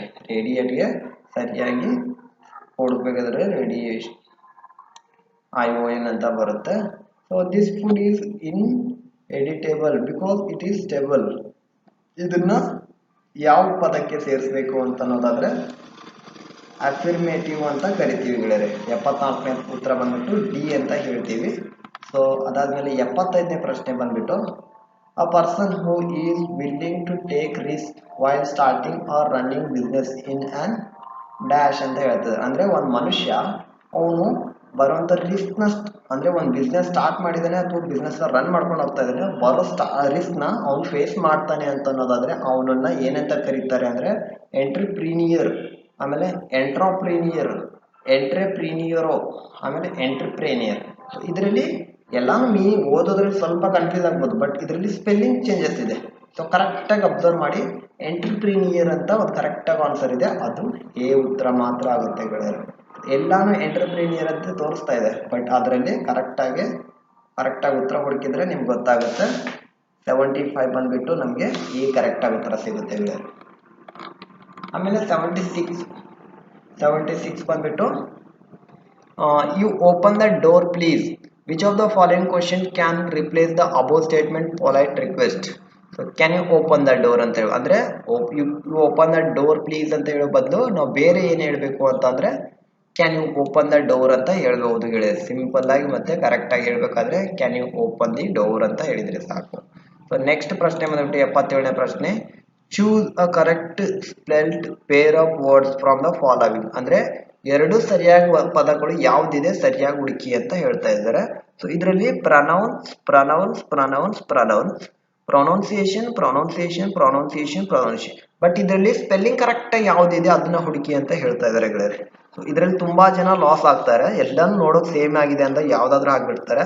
ಸೊ ಈ ಕಡೆ ಪ್ರೊನೌನ್ಸ್ ಇದ್ರೆ ಆ ಕಡೆ ಪ್ರೊನೌನ್ಸಿಯೇಷನ್ ಇರಲ್ಲ, ಈ ಕಡೆ ಪ್ರೊನೌನ್ಸ್ ಇದ್ರೆ ಆ ಕಡೆ ಇರಲ್ಲ, ಒಂದ್ ವೇಳೆ ಆ ಕಡೆ ಪ್ರೊನೌನ್ಸ್ ಇರಲ್ಲ ಈ ಕಡೆ ಪ್ರೊನೌನ್ಸಿಯೇಷನ್ ಇರುತ್ತೆ. ಸೊ ಸರಿಯಾಗಿ ಉತ್ತರ ಬಂದ್ಬಿಟ್ಟು ನೀವು ನೋಡೋದಾದ್ರೆ ಲಾಸ್ಟ್ ಒಂದು ಬನ್ನಿ, ಪ್ರನೌನ್ಸ್ ಅಂತ ಕರೆಕ್ಟ್ ಆಗಿದೆ. ಇದು ಪ್ರನೌನ್ಸ್ ಇದೆ, ಪ್ರೊನೌನ್ಸಿಯೇಷನ್ ಅಂತ ಆಗುತ್ತೆ, ಹೌದಾ? ಪ್ರೊನೌನ್ಸಿಯೇಷನ್ ಇಲ್ಲಿದೆ ನೋಡಿ. ಸೊ ಪ್ರೊನೌನ್ಸಿಯೇಷನ್ ನೀವು ಎಲ್ಲಾದ್ರೂ ಹೊಡೆದು ನೋಡಿ ನಿಮ್ಮ ಮೊಬೈಲಲ್ಲಿ ಅಥವಾ ಕಂಪ್ಯೂಟರಲ್ಲಿ. ಸೊ ಪ್ರೊನೌನ್ಸ್ ಸ್ಪೆಲ್ಲಿಂಗು ಮತ್ತೆ ಪ್ರೊನೌನ್ಸಿಯೇಷನ್ ಸೊ ವ್ಯತ್ಯಾಸ ಇದೆ. ಸೊ ಕರೆಕ್ಟಾಗಿ ನೋಡ್ಕೊಳ್ಳಿ. ಉತ್ತರ ಬಂದ್ಬಿಟ್ಟು 77 ಡಿ ಆಗುತ್ತೆ ಗೆಳೆಯರೆ. ಸೊ ಮೊಬೈಲ್ನಲ್ಲಿ ಹೊಡೆದಾದ್ ನೋಡಿ, ಕಂಪ್ಯೂಟರ್ ಹೊಡೆದು ನೋಡಿ, ಪ್ರೊನೌನ್ಸ್ ಅಂಡ್ ಪ್ರೊನೌನ್ಸಿಯೇಷನ್ ಸರಿಯಾಗಿ ಯಾವ್ದಿದೆ ಅಂತ. ಅದಾದ್ಮೇಲೆ 78ನೇ ಪ್ರಶ್ನೆ ಬಂದ್ಬಿಟ್ಟು pardon me in a conversation is used. ಅಂದ್ರೆ ಪಾರ್ಡನ್ ಅನ್ನೋದು ಒಂಥರ ನನಗೆ ಕೇಳಿಲ್ಲ ಇನ್ನೊಂದ್ಸರಿ ಹೇಳಿ ಅಂತ ಅಂದಂಗೆ. ಸೊ ಅದಕ್ಕೆ ನಾವು ಯಾವ ರೀತಿ ಹೇಳಬೇಕು ಅಂತಂದ್ರೆ drawing one attention, starting conversation ಇಲ್ಲ, requesting to repeat what has been said. ಅಂದ್ರೆ ಅವ್ರಿಗೆ ಮತ್ತೆ ಇನ್ನೊಂದ್ಸರಿ ಅವ್ರು ಹೇಳ್ತಾ ಇರೋದನ್ನ ನನಗೆ ಅರ್ಥ ಆಗಿಲ್ಲ ಇನ್ನೊಂದ್ಸರಿ ಹೇಳಿ ಅಂತ ಅಂದಂಗೆ ಅಂತ ಹೇಳುತ್ತೆ. ಉತ್ತರ ಬಂದ್ಬಿಟ್ಟು 78 ಸಿ ಅಂತ ಆಗುತ್ತೆ ಗೆಳೆಯರೆ. ಆಮೇಲೆ 79 ಬಂದ್ಬಿಟ್ಟು ಏನಪ್ಪಾ ಅಂದ್ರೆ he was dash consumed with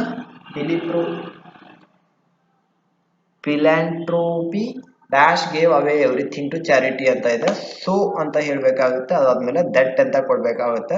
so 79 ಬಂದ್ಬಿಟ್ಟು ನಮಗೆ ಉತ್ತರ ಬಂದ್ಬಿಟ್ಟು ಸಿ ಆಗುತ್ತೆ. ಸೊ ಅದಾದ್ಮೇಲೆ 80ನೇ ಪ್ರಶ್ನೆ ಬಂದ್ಬಿಟ್ಟು ನೋಡೋದಾದ್ರೆ they had been steep hike in oil prices after the war ಅಂತ ಹೇಳ್ತಾರೆ. ದೇರ್ ವುಡ್ ಬಿ ಅಂತ ಹೇಳ್ಬೇಕಾಗುತ್ತೆ. ದೇರ್ ಹ್ಯಾಡ್ ಬಿ ಅಂತ ಹೇಳ್ಬೇಕಾದ್ರೆ ಅದಕ್ಕೆ ಸರಿಯಾದ ಉತ್ತರ ದೇರ್ ವುಡ್ ಬಿ ಅಂತಾನು ಹೇಳ್ಬಹುದಾಗುತ್ತೆ ಗೆಳೆಯರೆ. ಸೊ ಓಕೆನಾ. 80ನೇ ಪ್ರಶ್ನೆ ಬಿ. ಸೊ 81ನೇ ಪ್ರಶ್ನೆ ಸಾಮಾನ್ಯ ಕನ್ನಡ ಅಂತ ಬರ್ತೀವಿ. ಸೊ ಕಂಪ್ಯೂಟರ್ ಮುಗೀತು, ಸಾಮಾನ್ಯ ಜ್ಞಾನ ಮುಗೀತು, ಸಾಮಾನ್ಯ ಮಾನಸಿಕ ಸಾಮರ್ಥ್ಯ ಮುಗೀತು, ಇಂಗ್ಲಿಷ್ ಕೂಡ ಮುಗೀತು. ಸೊ ಇವಾಗ ಸಾಮಾನ್ಯ ಕನ್ನಡ ಇದೆ ಗೆಳೆಯರೆ. ಸೊ ಕನ್ನಡದಲ್ಲಿ ಬಂದ್ಬಿಟ್ಟು ಸದ್ಧರ್ಮದ ಸತಿಯೇ ಸರ್ವಕ್ಕೆ ಸಾಧನಂ. ಈ ವಾಕ್ಯದಲ್ಲಿ ಅಡಿಗೆರೆ ಹೇಳಿರುವ ಪದಗಳು ಸೂಚಿಸಿ ವಿಭಕ್ತಿ ಅಂತ ನೋಡಿದ್ರೆ ಇದು ಚತುರ್ಥಿ ಅಂತ ಬರುತ್ತೆ ಅಂತ ಹೇಳ್ತಾ ಇದ್ದಾರೆ. ಸೊ ಆನ್ಸರ್ ಬಂದ್ಬಿಟ್ಟು 4 ಡಿ ಅಂತ ಹೇಳುತ್ತೆ. ಸೊ ಅದಾದ್ಮೇಲೆ ನೆಕ್ಸ್ಟ್ ಬಂದ್ಬಿಟ್ಟು 82ನೇ ನಿಮಗೆ ಶುಭವಾಗಲಿ. ಅಡಿಗೆರೆ ಹೇಳಿದ ಪದ ಡ್ಯಾಶ್ ರೂಪ ಅಂತ ಹೇಳ್ತಾರೆ. ಇದು ಶುಭವಾಗಲಿ ಅಂದ್ರೆ ವಿದ್ಯಾವರ್ಧಕ ರೂಪ ಅಂತ ಹೇಳ್ತಾ ಇದ್ದಾರೆ ಗೆಳೆಯರೆ. ಸೊ ಉತ್ತರ ಬಂದ್ಬಿಟ್ಟು ನಮ್ಗೆ ಸಿ ಅಂತ ಆಗುತ್ತೆ, ವಿದ್ಯಾವರ್ಧಕ ಅಂತ ಹೇಳ್ತಾ ಇದ್ದಾರೆ. ಸೊ ಅದಾದ್ಮೇಲೆ 83ನೇ ಪ್ರಶ್ನೆ. 83ನೇ ಪ್ರಶ್ನೆ ಬಂದ್ಬಿಟ್ಟು ಆಕಾಶದಲ್ಲಿ ಗುಡುಗುಡು ಎಂದು ಗುಡುಗಿತು, ಈ ವಾಕ್ಯದಲ್ಲಿ ಅಡಿಗೆರೆ ಎಳೆದರೆ ಪದವು ಡ್ಯಾಶ್ ಆಗುತ್ತದೆ. ಸೊ ಉತ್ತರ ಬಂದ್ಬಿಟ್ಟು ಅನುಕರಣ್ಯವಾಗುತ್ತೆ, ಎ ಅಂತ ಹೇಳುತ್ತೆ ಗೆಳೆಯರೆ. ಉತ್ತರ ಬಂದ್ಬಿಟ್ಟು ಎ ಅಂತ ಹೇಳುತ್ತೆ. ಭೂಮಿ ಈ ಪದದ ಡ್ಯಾಶ್ ಭಾಷೆಗೆ ಸೇರುತ್ತೆ. ಸಾಮಾನ್ಯವಾಗಿ ಎಲ್ರಿಗೂ ತುಂಬಾ ಜನಕ್ಕೆ ಗೊತ್ತೇ ಇರುವಂತದ್ದು. ಸೊ ಭೂಮಿ ಅನ್ನೋ ಪದ ಸಂಸ್ಕೃತದಿಂದ ಬಂದಿರುವಂತ ಪದ. ಸೊ ನಾವು ಕನ್ನಡದಲ್ಲಿ ನಾವು ಅದನ್ನೇ ಅನುಸರಿಸ್ಕೊಂಡು ಹೋಗ್ತಾ ಇದ್ದೀವಿ, ಭೂಮಿಗೆ ಅಂತ ಹೇಳುತ್ತೆ. ಸೊ ಪದ ಬಂದ್ಬಿಟ್ಟು ಸಂಸ್ಕೃತದಿಂದ ಬಂದಿರುವಂತದ್ದು. ಸೊ ನೆಕ್ಸ್ಟ್ ಒಂದು 85ನೇ ಪ್ರಶ್ನೆ ಬಂದ್ಬಿಟ್ಟು ದ್ವಿರುಕ್ತಿ ಈ ಪದದ ಉದಾಹರಣೆ ಅಂತ ಕೇಳುತ್ತೆ. ಇದಕ್ಕೆ ಬೇಗ ಬೇಗ ಅಂತ ಹೇಳ್ತೀವಿ ಗೆಳೆಯರೆ. ದ್ವಿರುಕ್ತಿ ಅಂದ್ರೆ ಬೇಗ ಬೇಗ, ಪಟಪಟನೆ ಅಂತ ಹೇಳ್ಬೇಕಾದ್ರೆ ನಾವು ಆ ರೀತಿ ಹೇಳ್ತೀವಿ. ಉತ್ತರ ಬಂದ್ಬಿಟ್ಟು ನಮ್ಗೆ ಸಿ ಅಂತ ಹೇಳ್ತೀವಿ. ಬ್ಯಾಸಗಿ ಈ ಪದದ ಗ್ರಾಂಥಿಕ ರೂಪ ನೋಡೋದಾದ್ರೆ ಬೇಸಿಗೆ ಅಂತ ಹೇಳ್ತೀವಿ ಗೆಳೆಯರೆ. ಬ್ಯಾಸಿಗೆಯನ್ನು ಆಡೋ ಪದದ ರೂಪವಾಗಿರುತ್ತೆ. ಸೊ ಅದನ್ನ ಸಾಧಾರಣವಾಗಿ ಬೇಸಿಗೆ ಅಂತ ನಾವು ಹೇಳ್ತೀವಿ. 86ನೇ ಪ್ರಶ್ನೆ ಬಂದ್ಬಿಟ್ಟು ಬಿ ಅಂತ ಹೇಳ್ತೀವಿ ಗೆಳೆಯರೆ.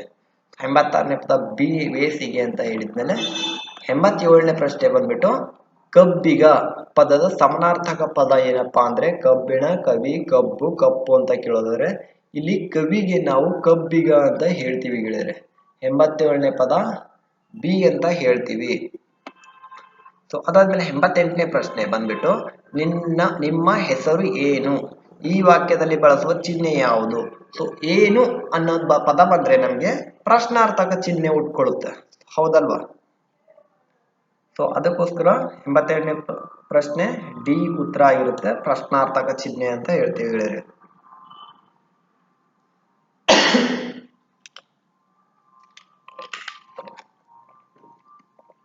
ಆಮೇಲೆ 89ನೇ ಪ್ರಶ್ನೆ.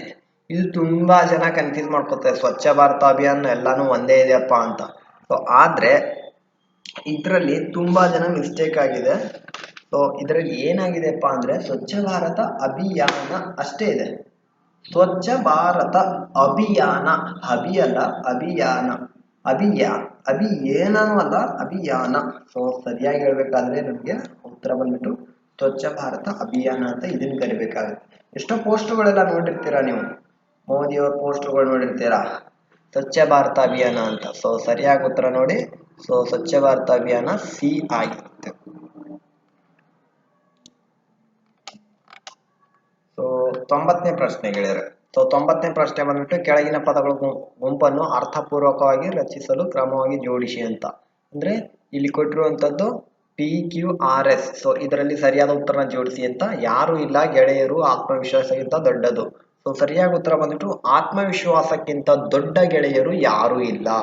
ಆತ್ಮವಿಶ್ವಾಸಕ್ಕಿಂತ RSQP, ಸರಿನಾ.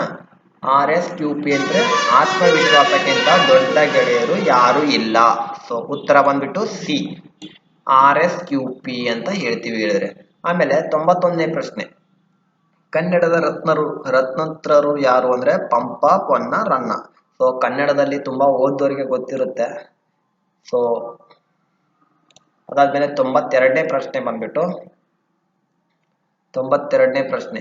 ಕರ್ನಾಟಕದ ಕಬೀರ ಎಂದು ಕರೆಸಿಕೊಂಡವ್ರು ಯಾರಪ್ಪ ಅಂತಂದ್ರೆ ಪದ್ಯ ಗದ್ಯ ಓದೋರಿಗೆ ತುಂಬಾ ಜನ ಗೊತ್ತಿರುತ್ತೆ. ಕರ್ನಾಟಕದ ಕಬೀರ ಅಂದ್ರೆ ಶಿಶುನಾಳ ಶರೀಫ, ಹಾವೇರಿಯಲ್ಲಿ ಹುಟ್ಟಿ ಬೆಳೆದಂತ ಒಬ್ಬ ಕವಿ ಅಂತಾನೆ ಹೇಳ್ಬೋದು. ಸೊ ಶಿಶುನಾಳ ಶರೀಫ್ ಅವರಿಗೆ ಕರ್ನಾಟಕದ ಕಬೀರ ಅಂತ ಹೇಳ್ತಾರೆ. ಸೊ ಅದಾದ್ಮೇಲೆ 93ನೇ ಪ್ರಶ್ನೆ ಬಂದ್ಬಿಟ್ಟು ಪ್ರಪಂಚದ ಇರೋ ತನಕ ಮುಂದೆ ಕನ್ನಡ ಪದಗಳು ನುಗ್ಲಿ ಎಂದು ಕನ್ನಡ ಉತ್ಕಟ ಅಭಿಮಾನವನ್ನು ಮೆರೆದ ಕವಿ ಯಾರಪ್ಪ ಅಂತ ಅಂದ್ರೆ JP ರಾಜರತ್ನಂ ಅಂತ ಹೇಳ್ತಾರೆ ಗೆಳೆಯರೆ. ಸೊ ಇವರು ಸಾಧ್ಯವಾದಷ್ಟು ತುಂಬಾ ಆಡು ಪದದಲ್ಲಿ ನಾಡಗೀತಿಗಳನ್ನ ಬರೆದಿದ್ದಾರೆ. ಆಮೇಲೆ ತುಂಬಾ ಹಾಡುಗಳನ್ನ ಬರೆದಿದ್ದಾರೆ. ಸೊ ಅವರು JP ರಾಜರತ್ನಂ ಅವರು. 93ನೇ ಪ್ರಶ್ನೆಗೆ JP ರಾಜರತ್ನಂ ಅವರು ಆಗಿರ್ತಾರೆ ಉತ್ತರ. 94ನೇ ಪ್ರಶ್ನೆ. ಸ್ವಾತಂತ್ರ್ಯವಾಗಿ ಉಚ್ಚರಿಸಲ್ಪಡುವ ಅಕ್ಷರ ಯಾವುದು ಅಂದ್ರೆ ಸ್ವರ ಅಂತಾನೆ ಹೇಳ್ಬೋದು ಗೆಳೆಯರೆ. ಯಾಕಂದ್ರೆ ಸ್ವರಕ್ಕೆ ಯಾವುದೇ ಪದಗಳು ಬೇಕಾಗಲ್ಲ. ಆ, ಈ, ಊ, ರು, ಈ ತರ. ಕೈ, ಸೊ ಅದಕ್ಕೆ ಇನ್ನೊಂದು ವರ್ಡ್ ಬೇಕಾಗುತ್ತೆ. ಅದಕ್ಕೋಸ್ಕರ ಸ್ವರಗಳನ್ನ ನಾವು ಸ್ವತಂತ್ರವಾಗಿ ಉಚ್ಚಾರ ಪಡ್ತೀವಿ. 94ನೇದು ಎ ಅಂತ ಹೇಳ್ತೀವಿ ಗೆಳೆಯರೆ. ಸೊ ಅದಾದ್ಮೇಲೆ 95ನೇ ಪ್ರಶ್ನೆ. 95ನೇ ಲೋಪಸಂಧಿಗೆ ಉದಾಹರಣೆ ಯಾವುದು ಅಂತ ಅಂದ್ರೆ ನಾವೆಲ್ಲ ಅಂತ ಕರಿತೀವಿ. ಸೊ ಲೋಪಸಂಧಿಗೆ ಉದಾಹರಣೆ ನಾವೆಲ್ಲ ಅಂತ ಹೇಳೋದಾಗ್ತಾ ಇದೆ. ಸೊ ಉತ್ತರ ಬಂದ್ಬಿಟ್ಟು ಸಿ ಅಂತ ಇದೆ. 96ನೇ ಪ್ರಶ್ನೆ. 96ನೇ ಪ್ರಶ್ನೆ ಏನಪ್ಪಾ ಅಂದ್ರೆ ಮನೆಯ ಮುತ್ತಿನ ನೀರಿನ ಎರಕಾವ ಒಯ್ದು ಅಂತ ಇದೆ. ಈ ವಾಕ್ಯದಲ್ಲಿ ಗೆರೆ ಎಳೆದ ಪದ ಯಾವುದು ಅಂದ್ರೆ ನಾಮವಾಚಕ ಅಂತ ಹೇಳ್ತಾ ಇದ್ದಾರೆ ಗೆಳೆಯರೆ. ಸೊ ನಾಮವಾಚಕ ಅಂತ ಸಿ 96 ಸಿ ಆಗುತ್ತೆ ಅಂತ ಹೇಳ್ತಾ ಇದ್ದಾರೆ. ಸೊ 97ನೇ ಪದ ಏನಪ್ಪಾ ಅಂತ ಅಂದ್ರೆ 97ನೇ ಪದ ಯೋಗಿ ಡ್ಯಾಶ್ ನಾಮಕ್ಕೆ ಉದಾಹರಣೆ ಅಂತ ಹೇಳ್ತಾ ಇದ್ದಾರೆ. ಯೋಗಿ ಅನ್ನೋದು ಅನ್ವರ್ಥಕ ಅಂತ ಹೇಳ್ತಾ ಇದ್ದಾರೆ. ಅಂಕಿತ, ರೂಢ, ಗುಣವಾಚಕ ಈ ರೀತಿ ಇದೆ. ಸೊ ಉತ್ತರ ಬಂದ್ಬಿಟ್ಟು ಅನ್ವರ್ಥಕ ಅಂತ ಹೇಳ್ತಾ ಇದ್ದಾರೆ, ಬಿ ಅಂತ. ಸೊ 98ನೇದು ಅಕ್ಕ. ಈ ಪದ ಬಹುವಚನ ರೂಪ ಯಾವುದು ಅಂದ್ರೆ ಸಾಮಾನ್ಯವಾಗಿ ಆಡು ಭಾಷೆಯಲ್ಲಿ ತುಂಬಾ ಗೊತ್ತಾಗುತ್ತೆ. ಅಕ್ಕ ಅಕ್ಕಂದಿರು, ಅಕ್ಕ ಅಕ್ಕಂದಿರು, ಅಣ್ಣ ಅಣ್ಣಂದಿರು ಅಂತ ಹೇಳ್ಬೋದು. ಸೊ ಅಕ್ಕಗಳು ಅಂತ ಯಾವುದು ನಾವು ವಸ್ತುಗಳನ್ನ ಹೇಳ್ಬೋದು. ಬುಕ್ಕು, ಪುಸ್ತಕಗಳು ಅಂತ ಹೇಳ್ಬೋದು. ಆದ್ರೆ ಮನುಷ್ಯರನ್ನ ನಾವು ಗಳು ಅಂತ ಹಚ್ಚೋಕ್ಕಿಲ್ಲ. ಸೊ ಅದಕ್ಕೋಸ್ಕರ ಉತ್ತರ ಬಂದ್ಬಿಟ್ಟು ಅಕ್ಕಂದಿರು ಅಂತ ಹೇಳ್ತೀವಿ ಗೆಳೆಯರೆ. 98ನೇ ಪ್ರಶ್ನೆ ಎ ಅಂತ ಬರುತ್ತೆ. ಸೊ 99ನೇ ಪ್ರಶ್ನೆ ಏನಪ್ಪಾ ಅಂದ್ರೆ ಕೆಳಗಿನ ಪದಗಳು ಯಾವುದು ನಿತ್ಯ ನಪುಂಸಕ ಲಿಂಗವಲ್ಲ ಅಂತ. ಸೊ ಇದರಲ್ಲಿ ಜನ, ಶಿಶು, ತಂದೆ, ಮಗು ಅಂತ ಇದೆ. ಸೊ ಲಿಂಗಗಳಲ್ಲಿ 3 ಲಿಂಗ ಅಂತ ವಿಂಗಡಣೆ ಮಾಡಿದ್ದಾರೆ.